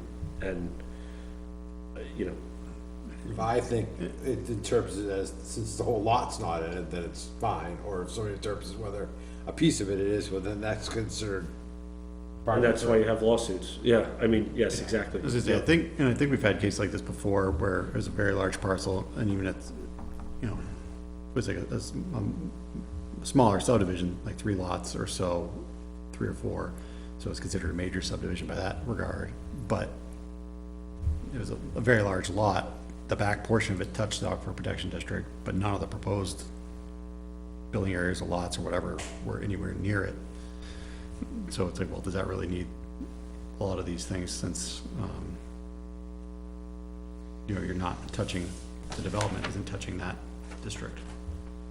Right, and as Chris pointed out, I mean, part of what the intent is, you know, to see what the impact is to the aquifer.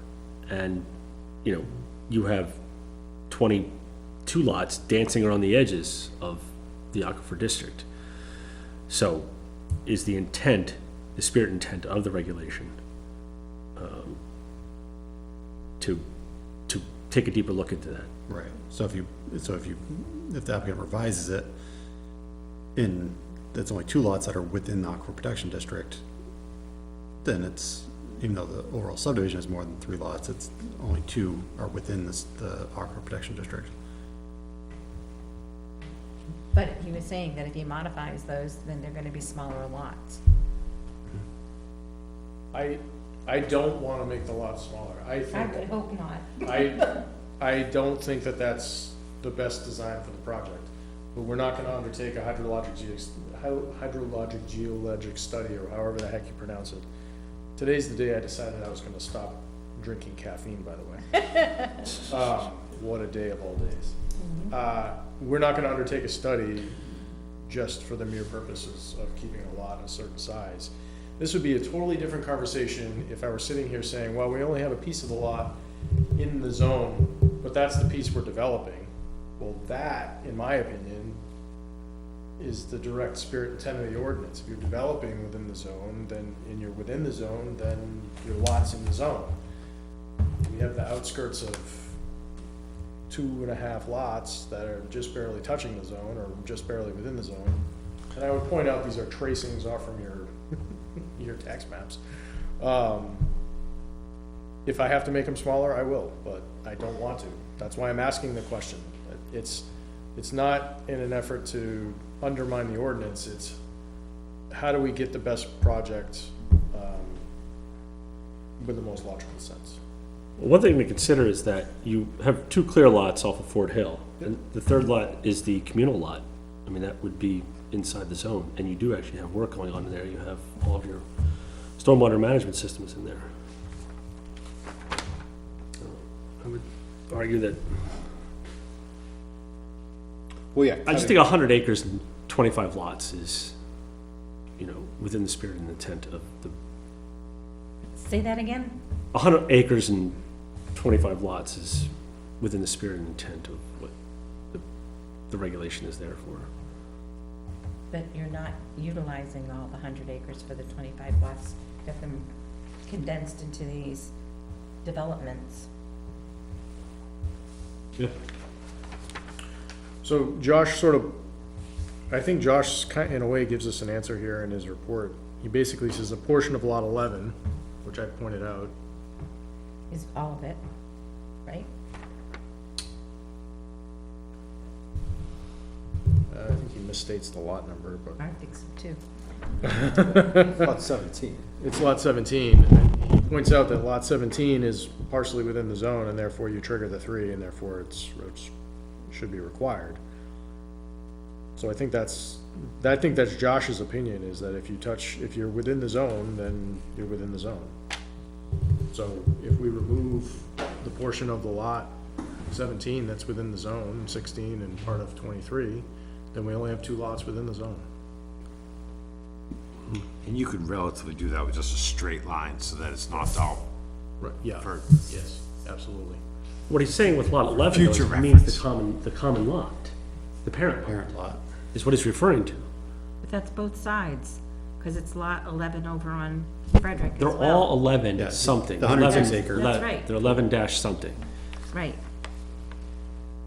So I think the way CMA is interpreting it, or the way it's written, is because the parent lot, 106 acres, is, portions of it are within the Aquifer Protection District, and this is a subdivision of more than 3 lots. It then triggers the hydrogeologic study. Or he was saying, what I was saying is that the parent lot and the 2 lots off of Fort Hill, total 3. But, Yeah, I mean, the other option, you know, not that I want to delay things further, but I also don't want to either misstep or kick the applicant to zoning unnecessarily, is, we can always go, I can get legal's response on it. Yeah, I'm that's not the best. afraid to do that, but again, I don't want to, I think we can make a call on it, or we can do that. So if he cut lots 11, 17 and diagonal it so that it crossed over lot 11-16, he'd still only have the 1, 2, 3 lots, but that wouldn't trigger because he's not over 3. Depends on how you interpret the zoning. But the ordinance is lot 11, which is the parent lot. It doesn't say the lots that you are creating with the parent lot. And a portion of lot 11 is within the Aquifer Protection District. Therefore, you can interpret it either way. Just as, yeah, within the Aquifer Protection District, a hydrogeologic study shall be required at the applicant's expense for developments involving the subdivision of three lots or greater. So it doesn't say that nuanced language that Mrs. Bascom, I think, was saying that we don't have in there is, and it doesn't come up until we get a case where we question it, is, you know, is verbiage in there, should verbiage be in there? It says within, if a parent lot falls within the Aquifer Protection District, or if within a subdivision or, a lot falls, proposed lots fall within, 3 or more lots fall within the Aquifer Protection District, a hydrogeologic study should be required. So we don't have that extra language in there either way. So who do you want to ask about it? So CMA gave us their interpretation. I was saying we can go to our legal counsel and see if, what counsel says. Another option is to eliminate 1117, which is the one that has the greatest number, greatest amount of space aside from your back two. And That's, just, That's 3. pardon? That would still give you 3. What you said was okay. 17. Now 3 or greater. Yeah, So you still still have 3. 16. But that still doesn't answer the question whether it's the parent lot or the Right. subdivision. Right, because there's 25 lots on the parent lot. Or if we read it as a subdivision, then on the subdivision, what's in the zone is only 1, 2. You could probably fix lot 11, 23 and cut the lot 17, 16 to give you just 2 lots, then they'd be under the 3. So then, I mean, again, it's really on how you interpret it. So that's why we need a legal opinion. But, you know, I know, I mean, we're gonna get a legal opinion for something that we wrote ourselves, so or helped write, so I mean, So whose opinion do we get then? I personally think it should be the opinion of this board. I mean, we're gonna ask the lawyer to interpret something that, Is not an RSA. it's not an RSA, it's not, it's a, interpret something that we did. Right, this is our ordinance that we have. So we should be interpreting it. And however we interpret it this time is the way we have to interpret it in the future. That would be appreciated. well, it might be well noted that we add something to that when we come, at that time of year, when we start going, Hey, changing and warrant adding. articles, time is now, Yep, we could add it to the list. time You is know? now. And one thing to look at, again, doing that, before we do that, would be to take all our aquifer districts and look how much open land that there's on it.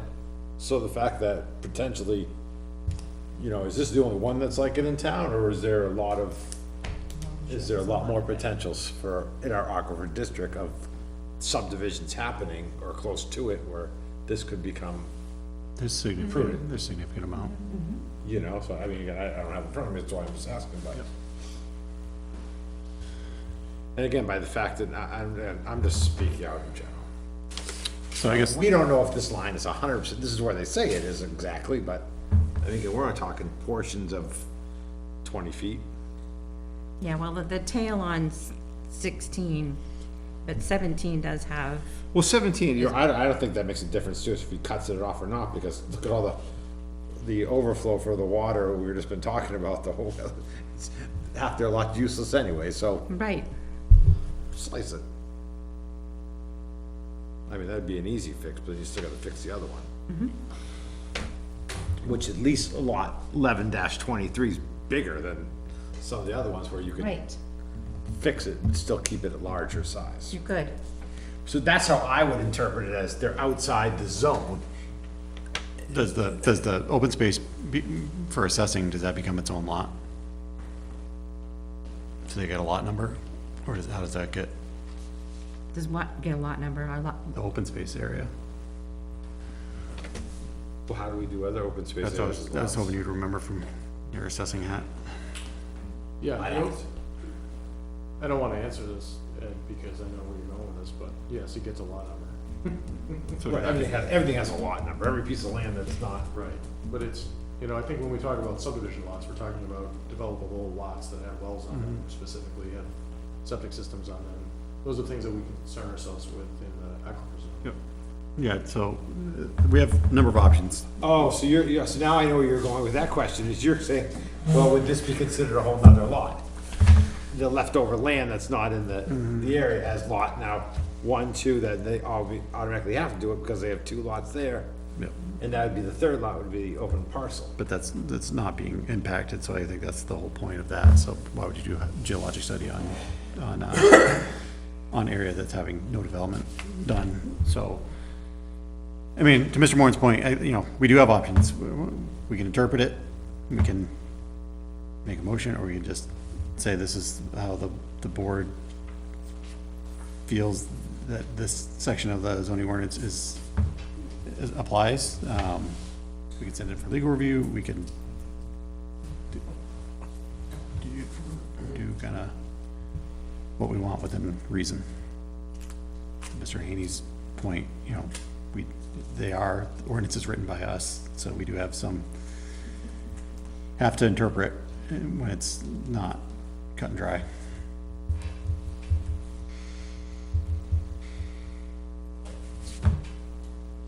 Do you want us to roundtable what we think we should do, or how do you want to handle this right now? Yeah, it's will of the board, so I just want to make sure everybody has a chance to speak and, you know, make sure they're heard. So I can go. My opinion is take the lots and cut them so that nothing's in the red zone area. Or less than 3. Well, less than 3, right, less than 3, obviously, 'cause the 2 that are already there, they went through zoning for and all that. And then that way we are still, in my opinion, interpreting under the ordinance. Yeah, the spirit of the, The spirit of the ordinance, correct. I agree- know. I agree with John. Because there has been a lot of design on this, you know, for the fact of protecting wetlands, protecting everything, so.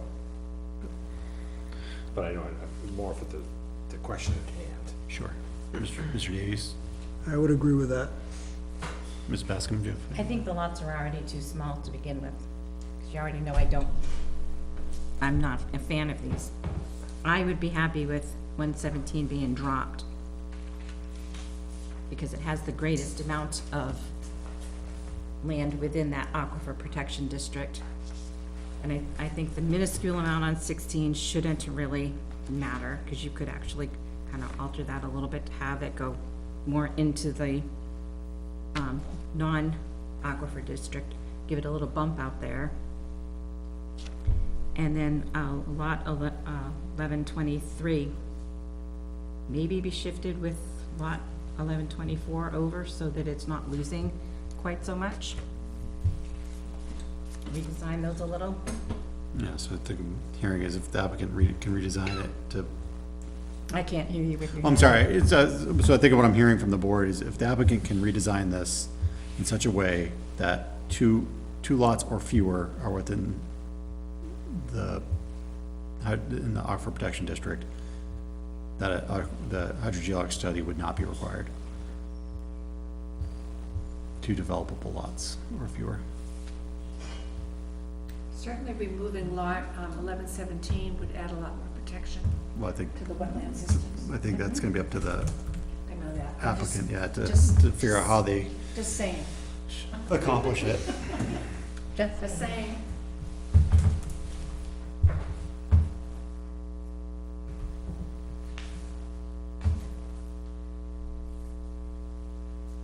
I hate to see anybody get smaller lots than what's already here. Yeah, I don't remember what size those were, but it's in here somewhere. 17 is probably one of the largest lots in the subdivision, it's 49,000 square feet. Is that right? So we could we could probably cut that down to 30,000 and still be compliant with the rules. And you're already at the front of it for where you had proposed the house lot on there. Right. Yeah, that's not one where you were proposing, being much further back. If you're gonna do that, is it possible to get all of the non-residential pieces off the lot so that they're on a common lot? Yep. What about for 1110? You have that rain garden proposed up there. 1110, no. There. That one's kind of up in the corner there. Say that again, what were we just? I just feel like if it's on private property, I don't know, it's supposed to be maintained by the HOA. These are part of the stormwater system, those blue blobs. So that's supposed to be maintained by the HOA. But, So Blair was saying, if there's Get a 'em- way to get those off of private lots and into the common areas, it's Oh, now I know what you're saying, yeah. more desirable if possible. If we chop 17, then a large portion of that blue blob is now in the open space, and it kind of kills two birds with one stone. yes.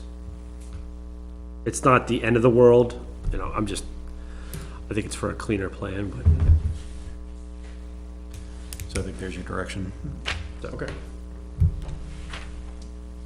All right, the last one. So where do we leave this off right now? You're gonna come back and slice and dice in order to get them out of the Yes. area? That's what I'm hearing, anyway. Well, Should I? I don't want, ask for a formal well, I'd ask you to make sure that you're clear with what we're asking you, so that you don't go waste your time. Yes. And the applicant's time, and come back and we said, well, it's really not what we were thinking. I appreciate that, thank you.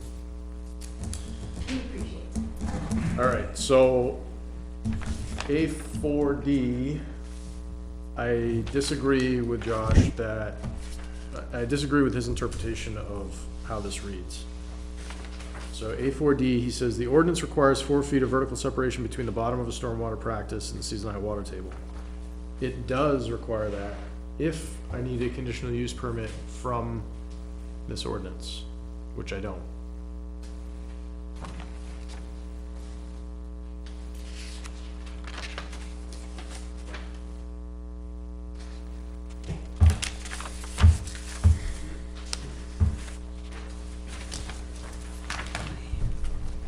Can I see this for a second? I can't see.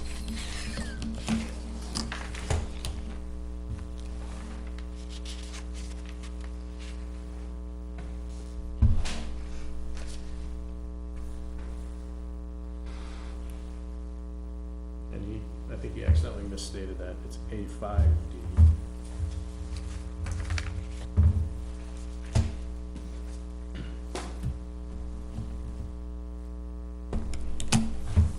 So essentially, if you're undertaking any of the items that require a conditional use permit within the aquifer protection zone, you must prepare a stormwater plan. That stormwater plan then requires, in addition to a pile of other requirements, it requires that your stormwater practices are above the seasonal high water table. But I'm not proposing a use that requires a conditional use permit within the zone. I was trying to figure out exactly where he's, referring to for those numbers. So on page 11 of the current ordinance, it starts, it's under 5, conditional uses shall develop stormwater management and pollution prevention plans, include the information consistent with, and then goes on. D is where it states, maintain a minimum of 4-foot vertical separation between the bottom of a stormwater practice, et cetera, et cetera, et cetera. But my point is, we don't need a conditional use permit because we're not undertaking any work within the zone that requires a conditional use permit.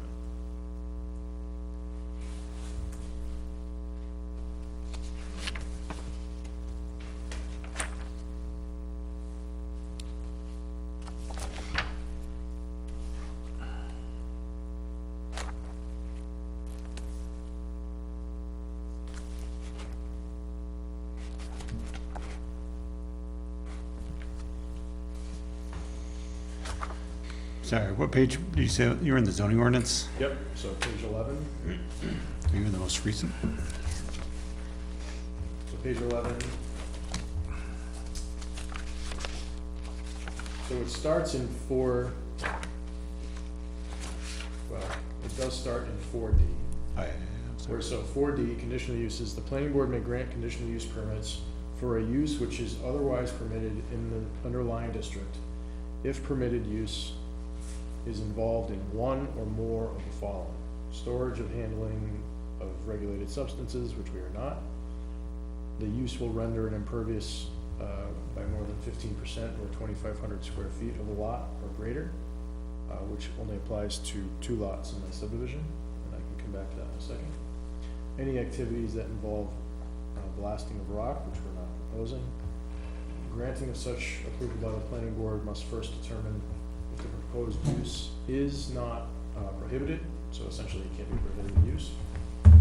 And then 5 says, if you do need one of these conditional use permits within the zone, your stormwater practices in D have to be 4 feet above seasonal water table. But I do not need a conditional use permit for the use of a stormwater practice within the zone. And I may need a conditional use permit because 2 of the lots would have 2,500 square feet or greater, but those 2 lots are off of Fort Hill Road and do not require stormwater practices. Therefore, those stormwater practices don't exist, and therefore D doesn't apply. You say you're not doing anything with bedrock, but you're gonna be excavating and going through that big hill that's out there. Yeah. There's no rock in there to blast? No, we don't believe so. We Because done- you've done top test pits. We did test pits at the top and on, all the way down the side slope Okay. to get a profile of what that looks like. And we're not blasting, this is also within the aquifer zone, we're not blasting within the aquifer zone. I'm sure everybody around is grateful for that. Not just you for the hydrogeologic study.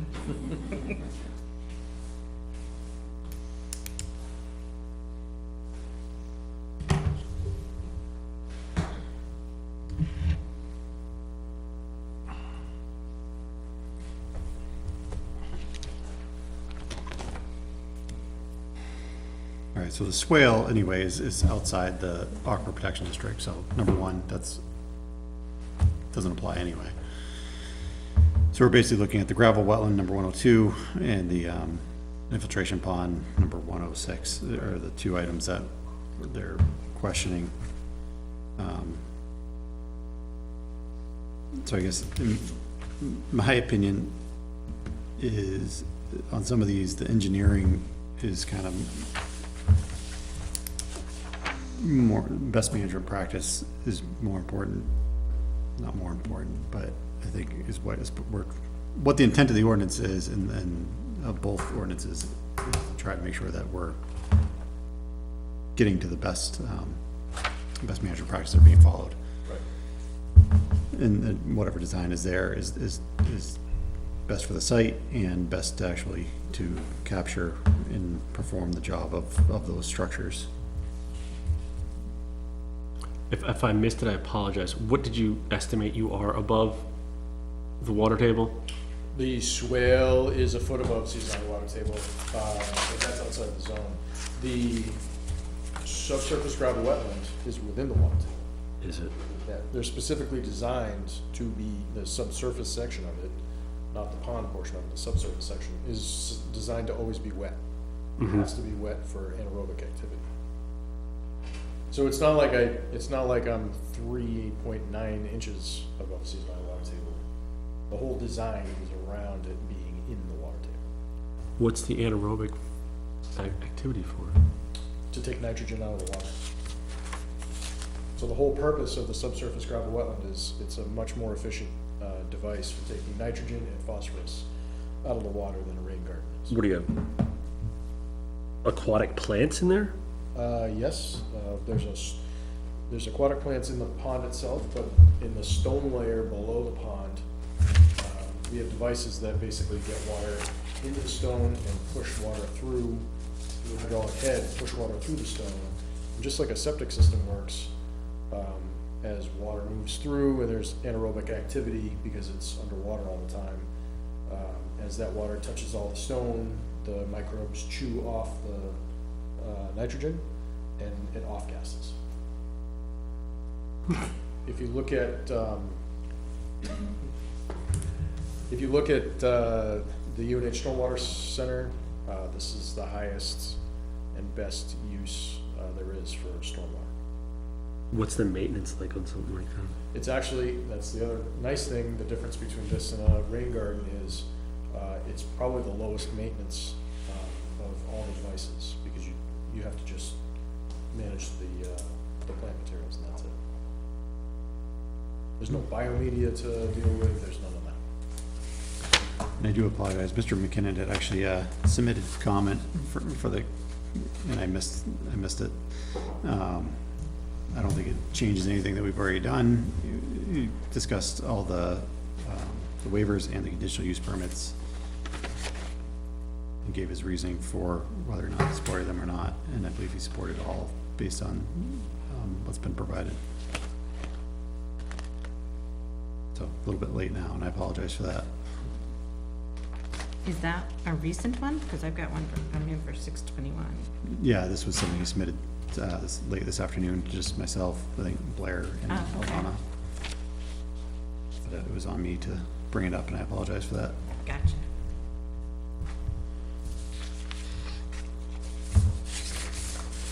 But there's nothing on here about this specific section, so I guess my interpretation of this is, I mean, it's how it's supposed to perform, is what it sounds like. yeah, I mean, would you have dug 4 feet deep if you were 4 feet above? One more time? Would you have dug down 4 feet to hit the water table if in fact you were 4 feet above? If I was 4 feet above, this wouldn't be the device to use. Okay. You'd have to line it like a big pool Yeah, for yeah, it to work right. yeah. Yeah, so it's designed specific to be in these low-lying areas adjacent to wetlands, so that you can sort of almost create that natural habitat that's there. Okay.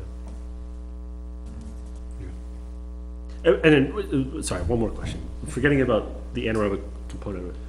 What about the stormwater management? Just its ability to hold back stormwater coming off of the road, like that first flush? 100-year event. It's designed for 8.8 inches of rain. Okay. All right. that answers it for me. Anybody else have any comment or question for that one?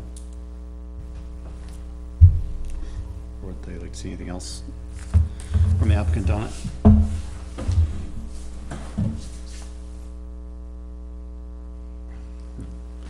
I'm hearing nothing on that one, so, I'm glad I was the only thing on the agenda tonight. yeah, Me too.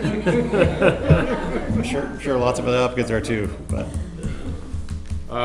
Okay, so I will take both of those final two as we agree that the design does not require or is compliant with 4.5D, and that if there are no more than 2 building lots within the aquifer zone, that a hydro study is not required.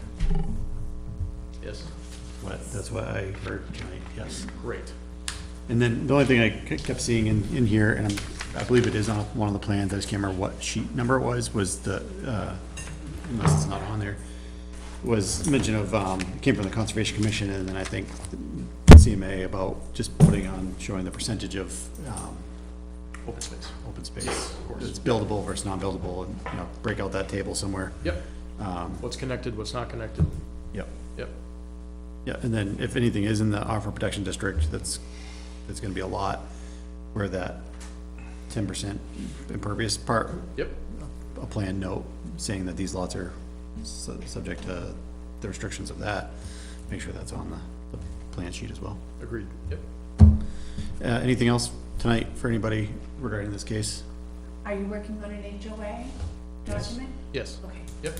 So yeah, obviously, and you're familiar with that, anytime we get HOA documents, covenants, easements, all those into, if we get to a condition of approval, that's always a condition of approval, is that those get sent to our town council for review, comment, and approval before we, sign off on anything final. Yep, we're very familiar with that process. And then road bonds is usually something that's done as well. There's verbiage in our subdivision regs about those, that's usually done, I believe. We can assess them either as part of the approval, or it's done before the they begin to get built. Yep. So, sounds like we're at a continuance stage. Yep. Uh, Second meeting in October would be good. Second meeting in October. And we also ask for deliverables at least a week ahead of time, if possible. If it's a larger set of changes, earlier than that's great, but at least 1 week ahead of time is usually our condition. Is there anything that CMA is gonna have to review out of new deliverables? Yes, so we're revising the plans based on the rest of their review. We'll submit it back to CMA, and we'll submit it to the town at the same time. So, but we probably won't have time to get a comment back from them though, probably. We're like 98% done at this point. Okay. Yeah. The thing with getting documents out, though, is that depending on what's going on, Alana sometimes doesn't get them out until Friday, which means we get them Saturday or Monday for a Wednesday meeting. So the earlier you get things in, the better it is for us for review, because it's not fair to have a lot of material to look at with just 1 or 2 days, especially if you're working. Understood. I was just gonna suggest you get, maybe if you could bring them on a Wednesday before a meeting, then leave it to, and sometimes the person comes after I'm already gone. Yep. Then I can definitely get it out that day. Okay, all right, great. Yeah, yep. At least, especially if you provide a PDF. Yes. Alana's been great about emailing that and getting it posted online, so we're not waiting on the mail. Yep. Some things are hard to look at in not PDF files, though, because it's like, Yeah, no, I agree. I'm just saying, just make sure that way we try to get it as quick as possible. All right, moving on. Nope, not yet. Oh, Anybody, I don't know what that date is for our second meeting On the 25th? of October? Is that the date you were speaking of? Okay. Yes, please. Yep. So a motion to continue to October 25th at 7 PM is in order, please. Mr. Chair, I move that we continue case number 23-004, SUB Residences at Fort Hill, to October 25th at 7 PM. Second. The motion by Ms. Mooney, a second by Mr. Davies to continue case 23004 SUB to October 25th at 7 PM. And as discussed prior to the motion, deliverables by October 18th. All those in favor, please say aye. Aye. Aye. All those opposed, that motion carries 5-0. Thank you. Thank you all. Enjoy your night. Next item on the agenda, case 23005 SIT Nottingham Business Park, 145 Old Turnpike Road. The applicant has requested this case be continued yet again. to October 11th. Sorry, I was confusing this with the other one. October 11th, 2023. So, there's nobody here for that, so we can't have any further discussion on it. Is there any, You want a motion? yes, please. Mr. Chair, I move that we continue case 23-005 SIT Nottingham Business Park to Wednesday, October 11th, 2023 at 7 PM. I'll second. It's a motion by Mrs. Bascom, second by Ms. Mooney to continue case 23005 SIT to October 11th, 2023 at 7 PM.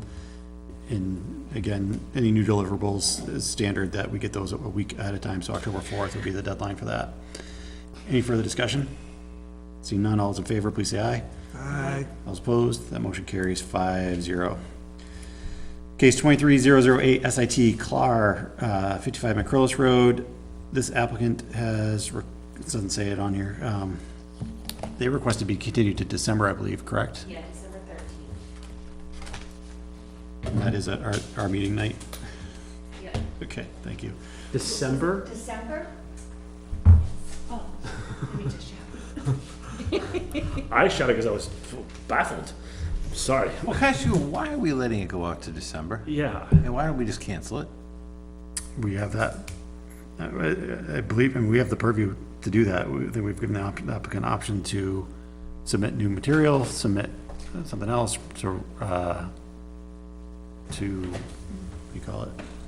Take back the application, Well, he was in front of us almost a month and a half, 2 months, a while ago. yeah, 2 months ago, maybe? I think it was over a It month. was a few months ago, but I can't remember. Do you remember what the actual application date on that one? Actually, I got it in here somewhere. Does it really matter, though? Well, yes, because I mean, Well, the one thing is, do we get outside then, is it 60 days, 90 days? Yeah, but isn't it their choice on that? It's different if we continue it.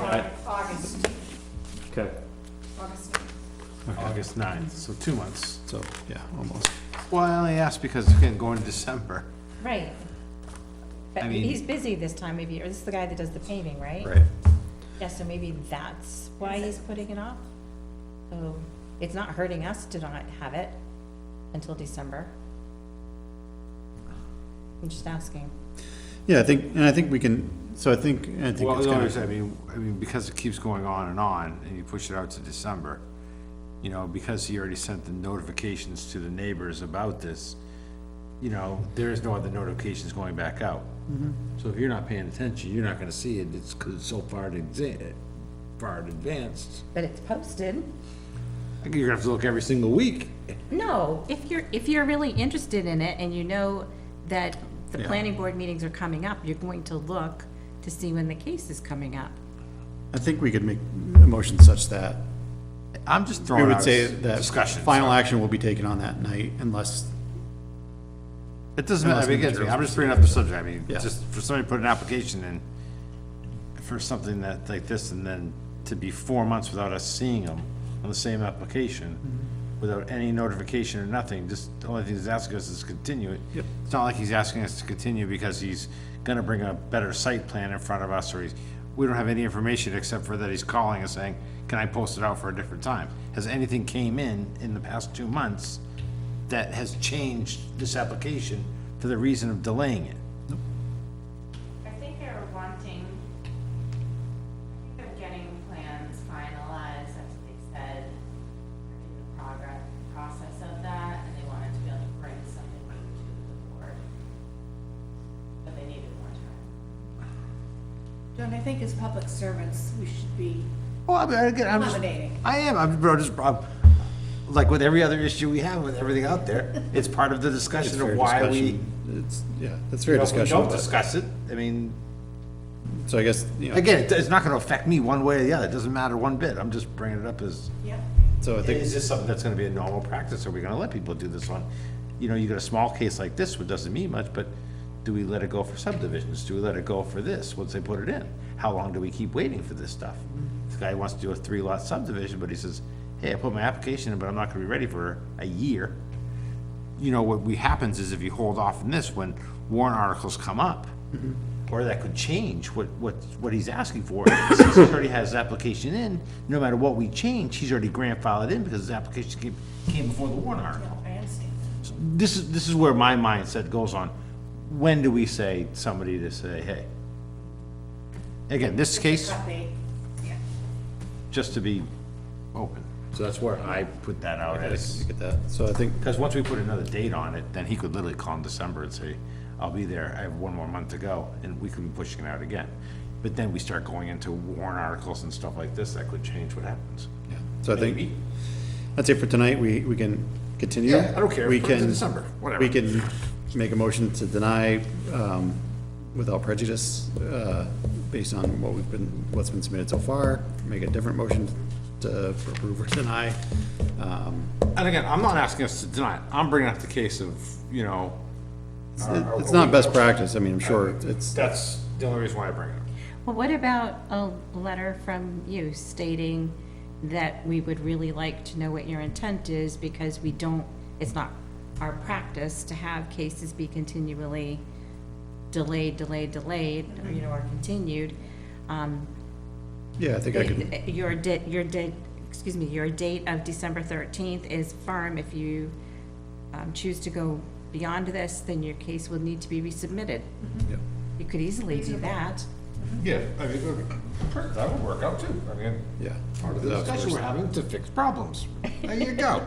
I think that I'm in the purview to send something like that, since we're discussing it during public. We're not being over harsh by asking somebody to do that. No, it's just direct communication, so that's fine. Well, because we don't even know what's gonna be coming up on that particular date of the 13th too, or December, whatever. We could have another 25-lot subdivision. That could be there on that Bite date. your tongue. Hey, I don't know, you don't know what's gonna happen, but, you know, and then, you know, we can't obviously have our meetings overloaded. We try to plan out our meetings and what's coming up so that we can be due diligent with our time and the people that are coming in front of us. Okay. So is there a motion, so is there a motion from anybody to continue this case to December 13th? Well, do you want to do are you interested in doing a letter, though? Yeah. We can make a motion to that, too, that's authorizing me to send a letter, but I just figured we just recorded the minutes that the board discussed it, that, saying it would. Could it be like a final opportunity to sit before the board and present your case And we can go to before? a different date, we can go to an earlier date, because we determine the date and time certain. It's usually mutually agreeable, they didn't give us an alternative date, but we can go with an earlier date to try to get them before us, to tell us in person what they're working on. Well, they could do that in a letter to us though, too, right? I like the 13th, though. Yeah. This is it. All right. Now, are we legally bound to be able to do that? Why not? I'm We may need to take final action based on the timelines. I mean, I think we are legally okay to say that. It's trying to remind the applicant that we're also bound by timelines and deliverables and things like that, so. You know, I would word it such that the board, at that day, if no new materials are submitted, that the board may take final action on this, application at that time. Whether they're here or not. Perfect. Who wants to put that in motion? So I don't think we need to capture all that in the motion. I think just the continuance is fine. Mr. Chair, I move that we continue case 23-008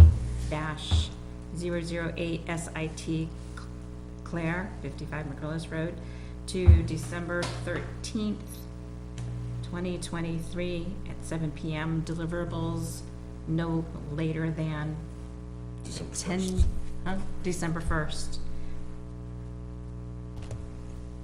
I don't think the master. No, she went 10 days ahead, so it's, I went ahead. it's holiday season, so it makes sense to make them earlier. Motion by Mrs. Bascom, any second? I'll second. Second by Mr. Moran. Any further discussion? All those in favor, please say aye. Aye. That motion carries 5-0. All right. And I still think that sending a letter would be Yep. good. I've got quick little notes myself. And you can do a generic Budget. letter. Budget. I don't know if we printed out a new one. Oh, did I bring my budget printout from the last time? So basically, we pended this to tonight again because we were trying to get some clarification. So Alana did a lot of digging and a lot of work trying to figure out some of those items for us, which I really appreciate. And we've had some discussion with the bookkeeper, not we, Alana, handled it for us. And then the town administrator, Ellen. So there's some things that are gonna get shifted off. There was basically, and Alana, correct me if I'm misspeak on this, certain items were being accounted towards the planning board's budget, I think publications and something else. Office supplies. Office supplies are gonna be broken up into thirds or thereabouts to, I think, building inspector, planning and zoning. And then the publications are gonna get moved into the correct brackets. And the publications is offsetting revenue, or basically we get money back in from the applicant. So it's one of those ones where, yes, we put a budget item in, but the applicant pays for the publication. So, Oh, you're not talking about no, not this? the, no, I You're mean like the talking about public the notices and newspaper union reader, notices and stuff? yeah, Okay, so that it's more notices and not publication? correct. Yeah, Okay. sorry about that. That's okay. It's a long night. So, that said, I think Alana did find that we're probably not charging enough for our union leader notices. I think we charge 75, and realistically, it's closer to 200 per. So that's another one, I think the select board has it on their agenda for October 2nd to discuss the fees and potentially approve them. That wasn't one of the fees. That wasn't, so. No, so make sure that gets added, so that I we would, know that. I would, if the board agrees that we should move that line to $200, I'll move that. I'll make sure, the town administrator is aware to adjust the budget. Oh, absolutely. There's no way we should be We should be, losing yeah. on that. No, Yeah. no,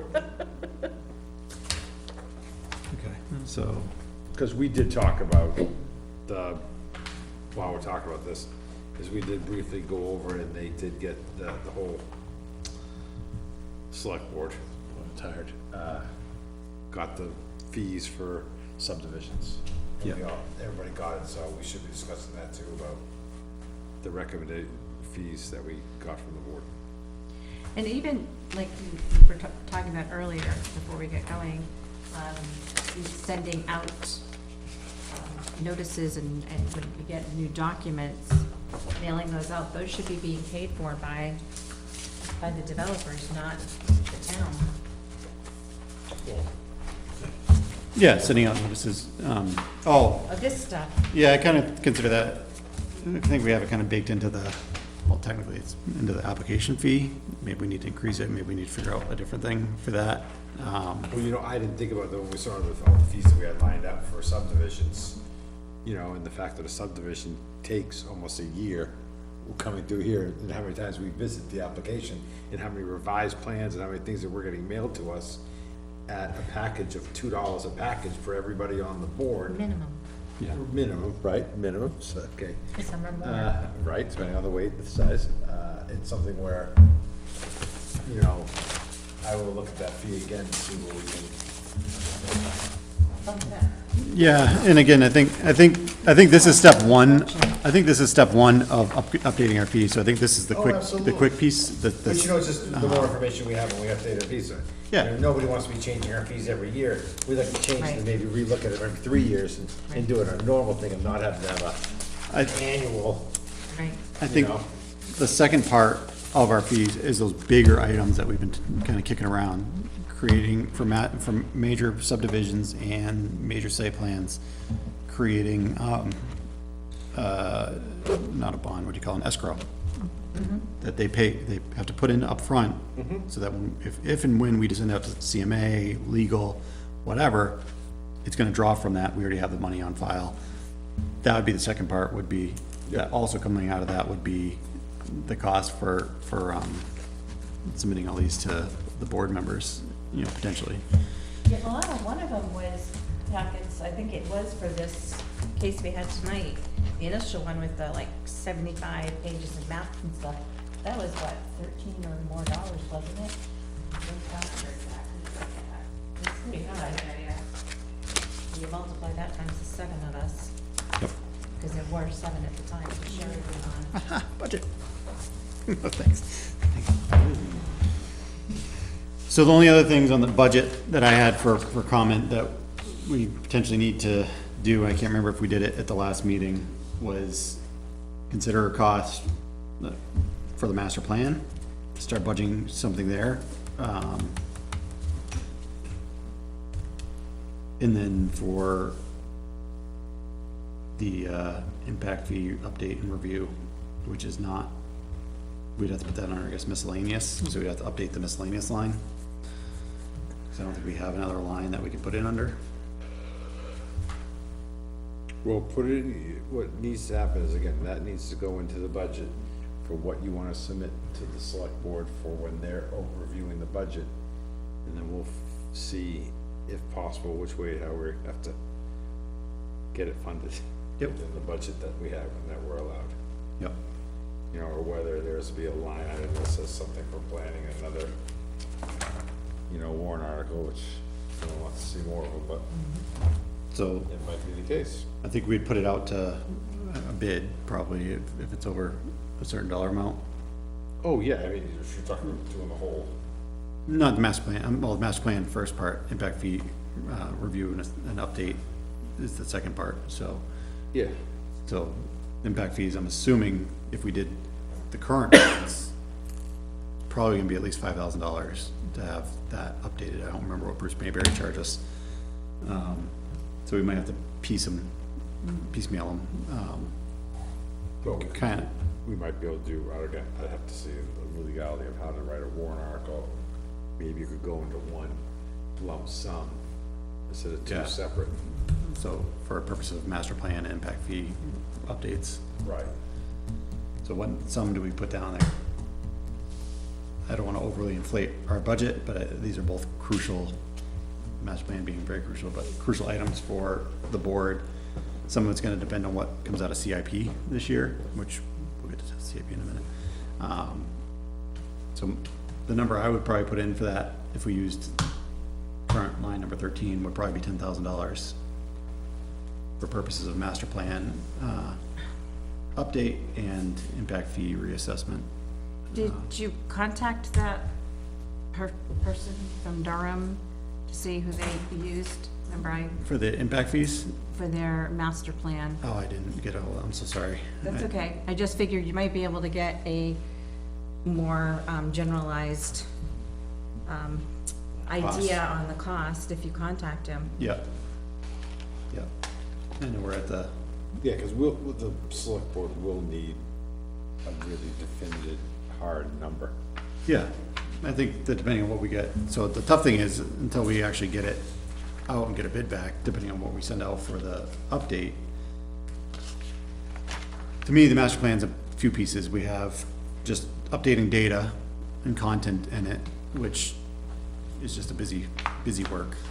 But actually doing the heavy lifting again of truly updating it and getting all the parties involved that are supposed to provide input into a master plan at the table is the part I think we could really utilize a third party to help us with. That's the public engagement is the big piece. It's gonna take I mean, even though it seems to be a lighter, it's still gonna take to get everybody involved. It's gonna be a minimum 6 months to a year to get this whole thing organized and get it done. So it's something where it's, yeah. Yeah, I mean, the first one took, I don't know how long it took to get that. Yeah. But again, hopefully we can use a lot of the data that's already in there and stuff like this and just update and not rewrite the whole plan. And we can just download them from the state. Right. Get new stats. so I'd say if we have to put a number in tonight, that we put down 10,000 for that line. And in the interim, I will reach out to Durham, I'll reach out, I think Blair, I think you mentioned Stratford had done a master plan or did the impact fees recently? Stratford was master plan. Yeah, so reach out to those two towns to see what they had for costs. City of Somersworth is also in the middle of it, but they're a city, Right. it's gonna be, Different. yeah, so. Well, even Durham will be Durham's got a different, but I planner. figure getting their number, getting Stratford's gives you kind of a ballpark on where things are, because they really, I mean, there isn't another town that matches us that's close by, Yeah. because they all have other infrastructures and things going on that we don't have here. So we're a little different, and we're bigger and still growing, so I think the master plan itself has to be modified because it's no longer maintaining the rural character of Nottingham when you've got close to 7,000 folks living in it and developments going everywhere.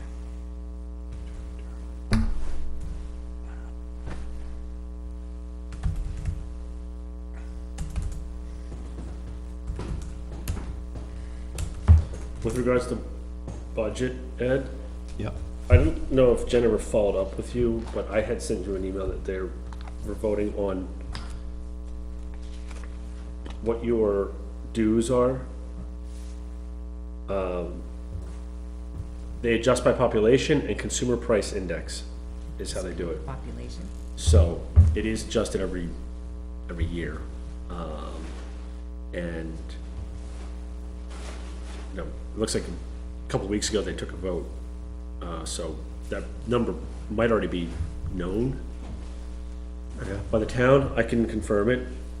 If you didn't hear from Jen, then I need to go follow up with her on that, but I asked her about it. She's thinking, they're voting tomorrow, so. Okay. We have that information, so you can at least anticipate that. So once I get that number, I can have that put in for that line item. Right now, we had 6,500, that's what the cost was, and again, it's weird, because it runs, our membership is either June to June or July to July, so it's a fiscal year, not the, I'm misspeaking, but. Yep. Is there any other changes or questions on our budget? Because I think they want a response on this pretty soon, before our next meeting, so that's the.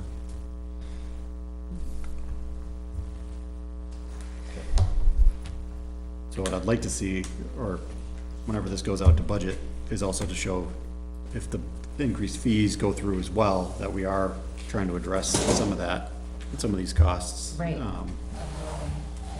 And then we have future plans to try to offset it some more, would be my narrative. So we'll move on, unless, and we can come back to anything if anybody wants. Billing for third parties, that's a whole process we'll talk about another night. Planning board fees, CIP rep, Ms. Anderson offered to be our CIP rep for the planning board, since Ms. Jones had resigned.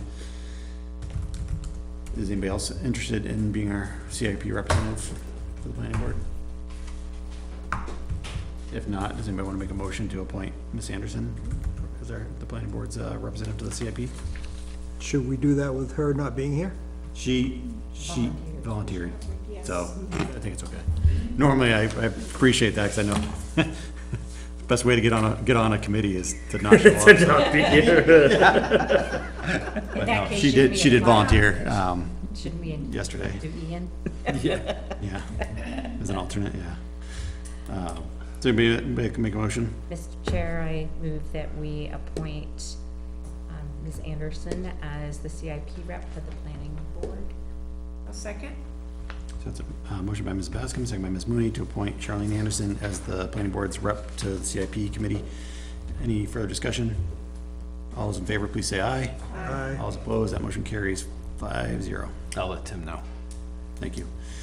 Public comment, nobody's here, so we'll skip that one. Two sets of minutes, August 30th and September 13th. I just had a couple of quick edits that I'll read in for mine. August 30th, line 21, and I've got these printed, Alana, so I'll hand it to you. Change to potential update to Aquifer Protection District and zoning maps. Line 92, 93, amend that sentence to say, he noted that they do not want to raise fees so much that they prevent individuals from submitting applications. Minutes of September 13th, I have 5 pretty minor edits. Line 23, at the end of the sentence, add and left the table. I just always like to specify if someone recuses when they leave. Line 36, the vote count should be 500. Line 52, vote count 600. Line 131, after changes, add from council.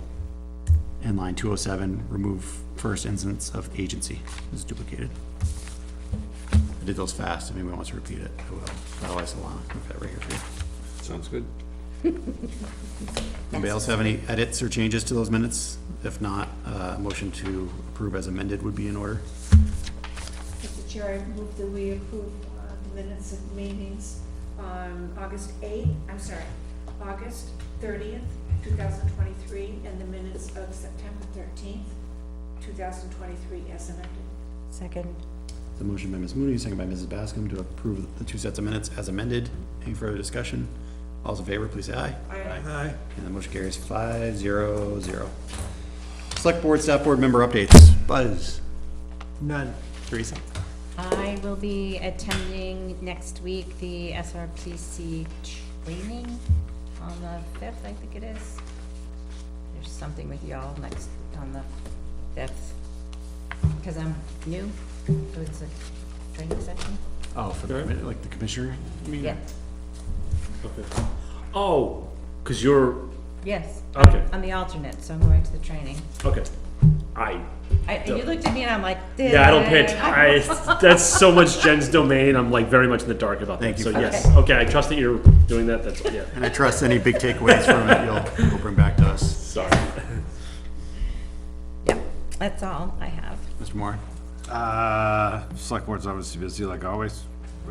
We had our biggest part of our meeting last time, which is most of the people in town, was our meeting with, our building committee, who went around, reevaluated, and gave us a nice, maybe it was 18 pages worth of issues with every building that we have in town.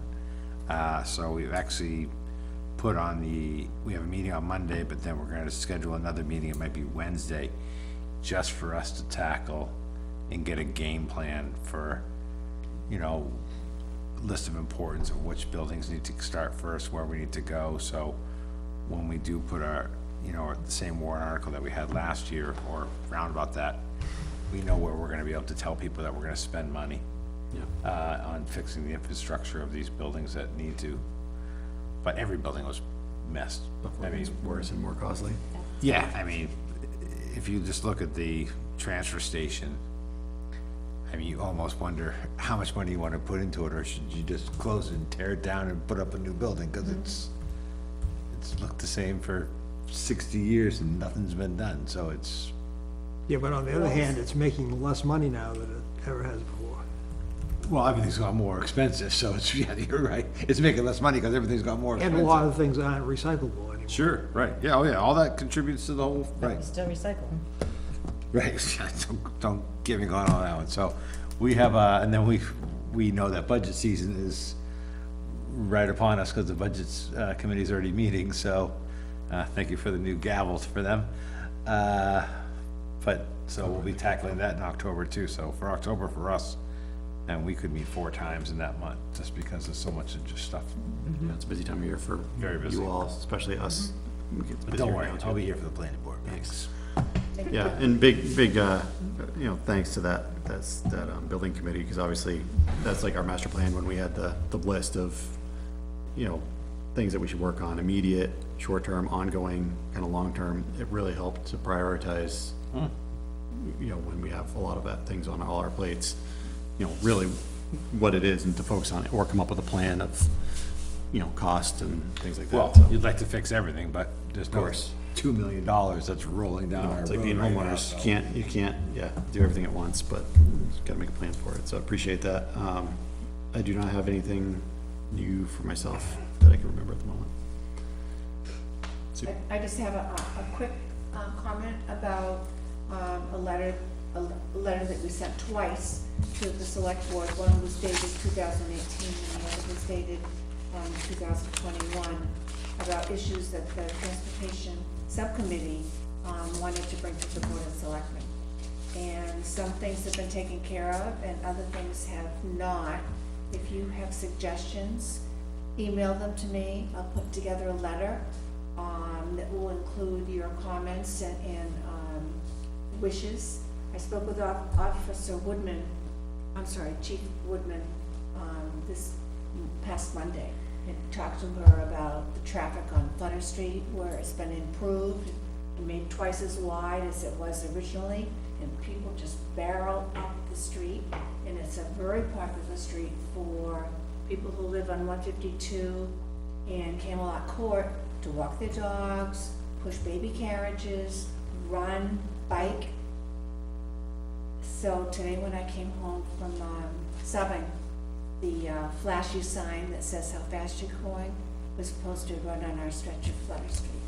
But I just wanted to invite you to please send me some thoughts about making our town roads more user-friendly to walkers and bikers. That is the downside of, when you improve a road, make it wider, flatter, And it's straighter. safer and better, gives you more room for walking and those things, but it also comes to the side effect of generally increasing speeds, even if it's subconsciously. Maybe putting in a bike lane, or bike routes, or share the road, some sort of signage. Well, you know, the problem with any of our roads in town, even the state roads, is if you're walking or biking, you have nowhere to go when a car is coming at you. Michael and I have been doing some biking, and I think we have the rear view mirrors on our bikes so we can see when vehicles are coming. But some of the roads, if you try to move over, you're in the soft shoulder and you'd kill yourself. There's nothing else there, there's no hard shoulder. No, and if you do have an area to go over, you're into poison ivy, because the state has done a horrible job with maintaining the sides, so it's difficult. People are passing even when they can't see somebody coming around the corner. That's happened several times recently. They, So send me suggestions, and I'll put together a letter, a draft letter. thank I you. mean, the least, again, I look at everything as budget wise and money, because it's not enough money to drives. go around, but that drives Right. every response to what you're looking at, you know, signage might be the least expensive way, you know, to first address the problem. It's an it's an outreach thing, Yeah, it's just, it's an awareness. it's an You awareness. put a big yellow sign up that says, watch your bikes, somebody, you know, at least for the next, it's something that this, oh yeah. You're just making, it's like when you see the speed limit sign, you can go by it as fast as you want, but, you know, it's there to keep you aware that you are speeding, you are doing it. And for the majority of people, it slows them down, that's what it's supposed to do. So, no, well drafted letter, and I think we had it, and the prior one was for the planning board to the select board, then the DOT was, especially 152, 156, to put up, you know, share the road, and that those are designated state bike routes, to try to bring awareness that, you know, that these are routes specifically for vehicles and cars, so you gotta kinda play nice. So reminding people of that, and then the town roads is the second piece. Somebody riding their horses down the road and they're pooping. Thank you for collecting that. Blair? You have anything for us? I don't have anything specific, but I just wanted to remind, maybe it's not a reminder, maybe you didn't know, but, the Office of Planning and Development, OPD, in addition to having, you know, monthly webinar series and stuff, they also have what's called Plan Link, which is a community forum, Plan Link listserv, that allows planners to like post questions, and then they get community response. You know, a lot of us that are in the profession, we use it quite a lot, or at least reference it, and I was just gonna tell you about it, because I don't have anything specific for tonight, and maybe send you an email tomorrow with a link to it. So if you wanted to join it and get their emails, you can see what it looks like. And Is that usually just for New Hampshire, or? this one specifically, yeah, Massachusetts had one, this one's from New Hampshire. Because what you end up doing a lot of times, you talk about some of the nuances of land use law, and some of the nuances of how you implemented or executed something, or how you do a thing. Like how you define animals or what aquifer district. We gotta get that done so we can get that checked box. I added aquifer district. But yes, it's a type of place where, yes, you could do that. It's like kind of crowdsourcing feedback and information. So yes, you could post something like that. How do you define animals in your, you know, and you might get responses from people from a less populated area of the state you don't have regular contact with, that have more experience with probably agricultural related things. So yeah, it might actually be a good place to do something like that. Okay. So it's something you sign up for, you join, they send you daily emails, you see what they are, but then you kind of have to go back on your own to see what, engage with the conversations.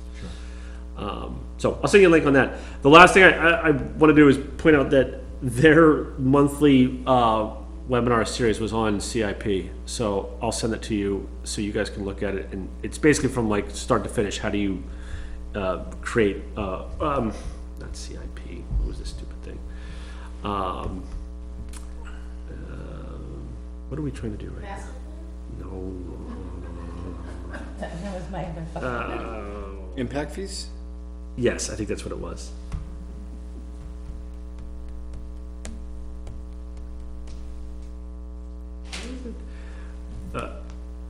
Oh no, that is for CIP. How to utilize a capital improvement program. So, I was thinking it was for the impact fees, but.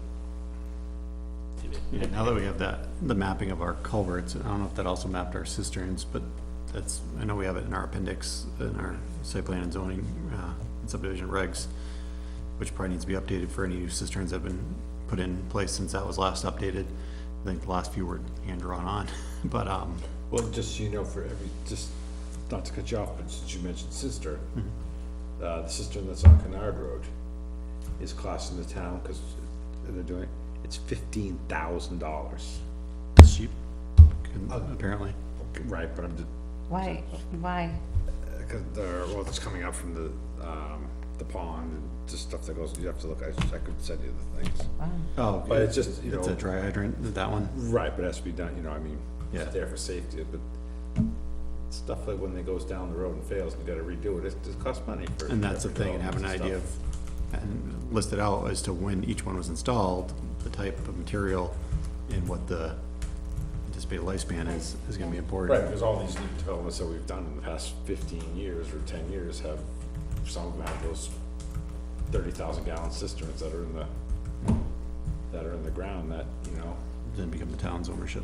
well, we also noticed too that if for some reason, if they have a slow leak, we don't know about it, we'll know about it, then you gotta replace it, and that's where the cost goes. And I don't know, Not that that happens, but I mean, it can, anything can happen, so. and I guess that brings up a good point for us to consider is, like, anything that's a major subdivision that's gonna have an HOA, do you make that be part of the requirement too, that the cistern is their responsibility to test and maintain every year? You know, obviously, the fire department generally is the one that tests it, but the maintain being, if it fails, it's on the HOA, it's not on the town, because again, they could be $100,000 or more. Yeah. So I don't know, it's a discussion for another time, but, you know, I reached out to the town administrator and the deputy fire chief, to just ask them to just take a look at the appendix that's in those two regulations for us, subdivision regs, site plan regs, to make sure that it's still what the fire department wants for best practice for the cisterns and things like that, because it gives the material, everything else, and we're getting pushback for concrete versions, but our ordinance in that appendix specifically says fiberglass or poly, we'll just leave it as poly, polypropylene. And I feel like, from memory, that was because we had several fail, and I think that's when that got updated to say just those two types. I can't find the documentation of it, but I thought the one across from the school failed a number of years ago, in the last 10 years. And there was another one in there, again, then it becomes the town's thing, so. So if we hear anything different than that, we might have something to consider for an update. Otherwise, it's gonna continue to be listed that way, and applicants, if they don't wanna do it, and that's what's required, are gonna have to seek relief. The one across from the school's not a cistern, it comes, it's pumped out of the river. I thought that was a cistern. It could be a dry hydrant, I don't know. I think it's a hydrant that comes out of the river. It's what happens if I go by memory. Yeah, right. Alana, I'm sorry, I don't wanna leave you out, do you have anything for us? All right, so we got 4 minutes before 10 o'clock, I appreciate that everybody, this was a longer meeting than I anticipated. Everybody's been great, appreciate the time. Does anybody else have anything? I'd love to get us out before 10. Make a motion to adjourn. Yes, second. Second. So moved, all right, great, thank you, everybody.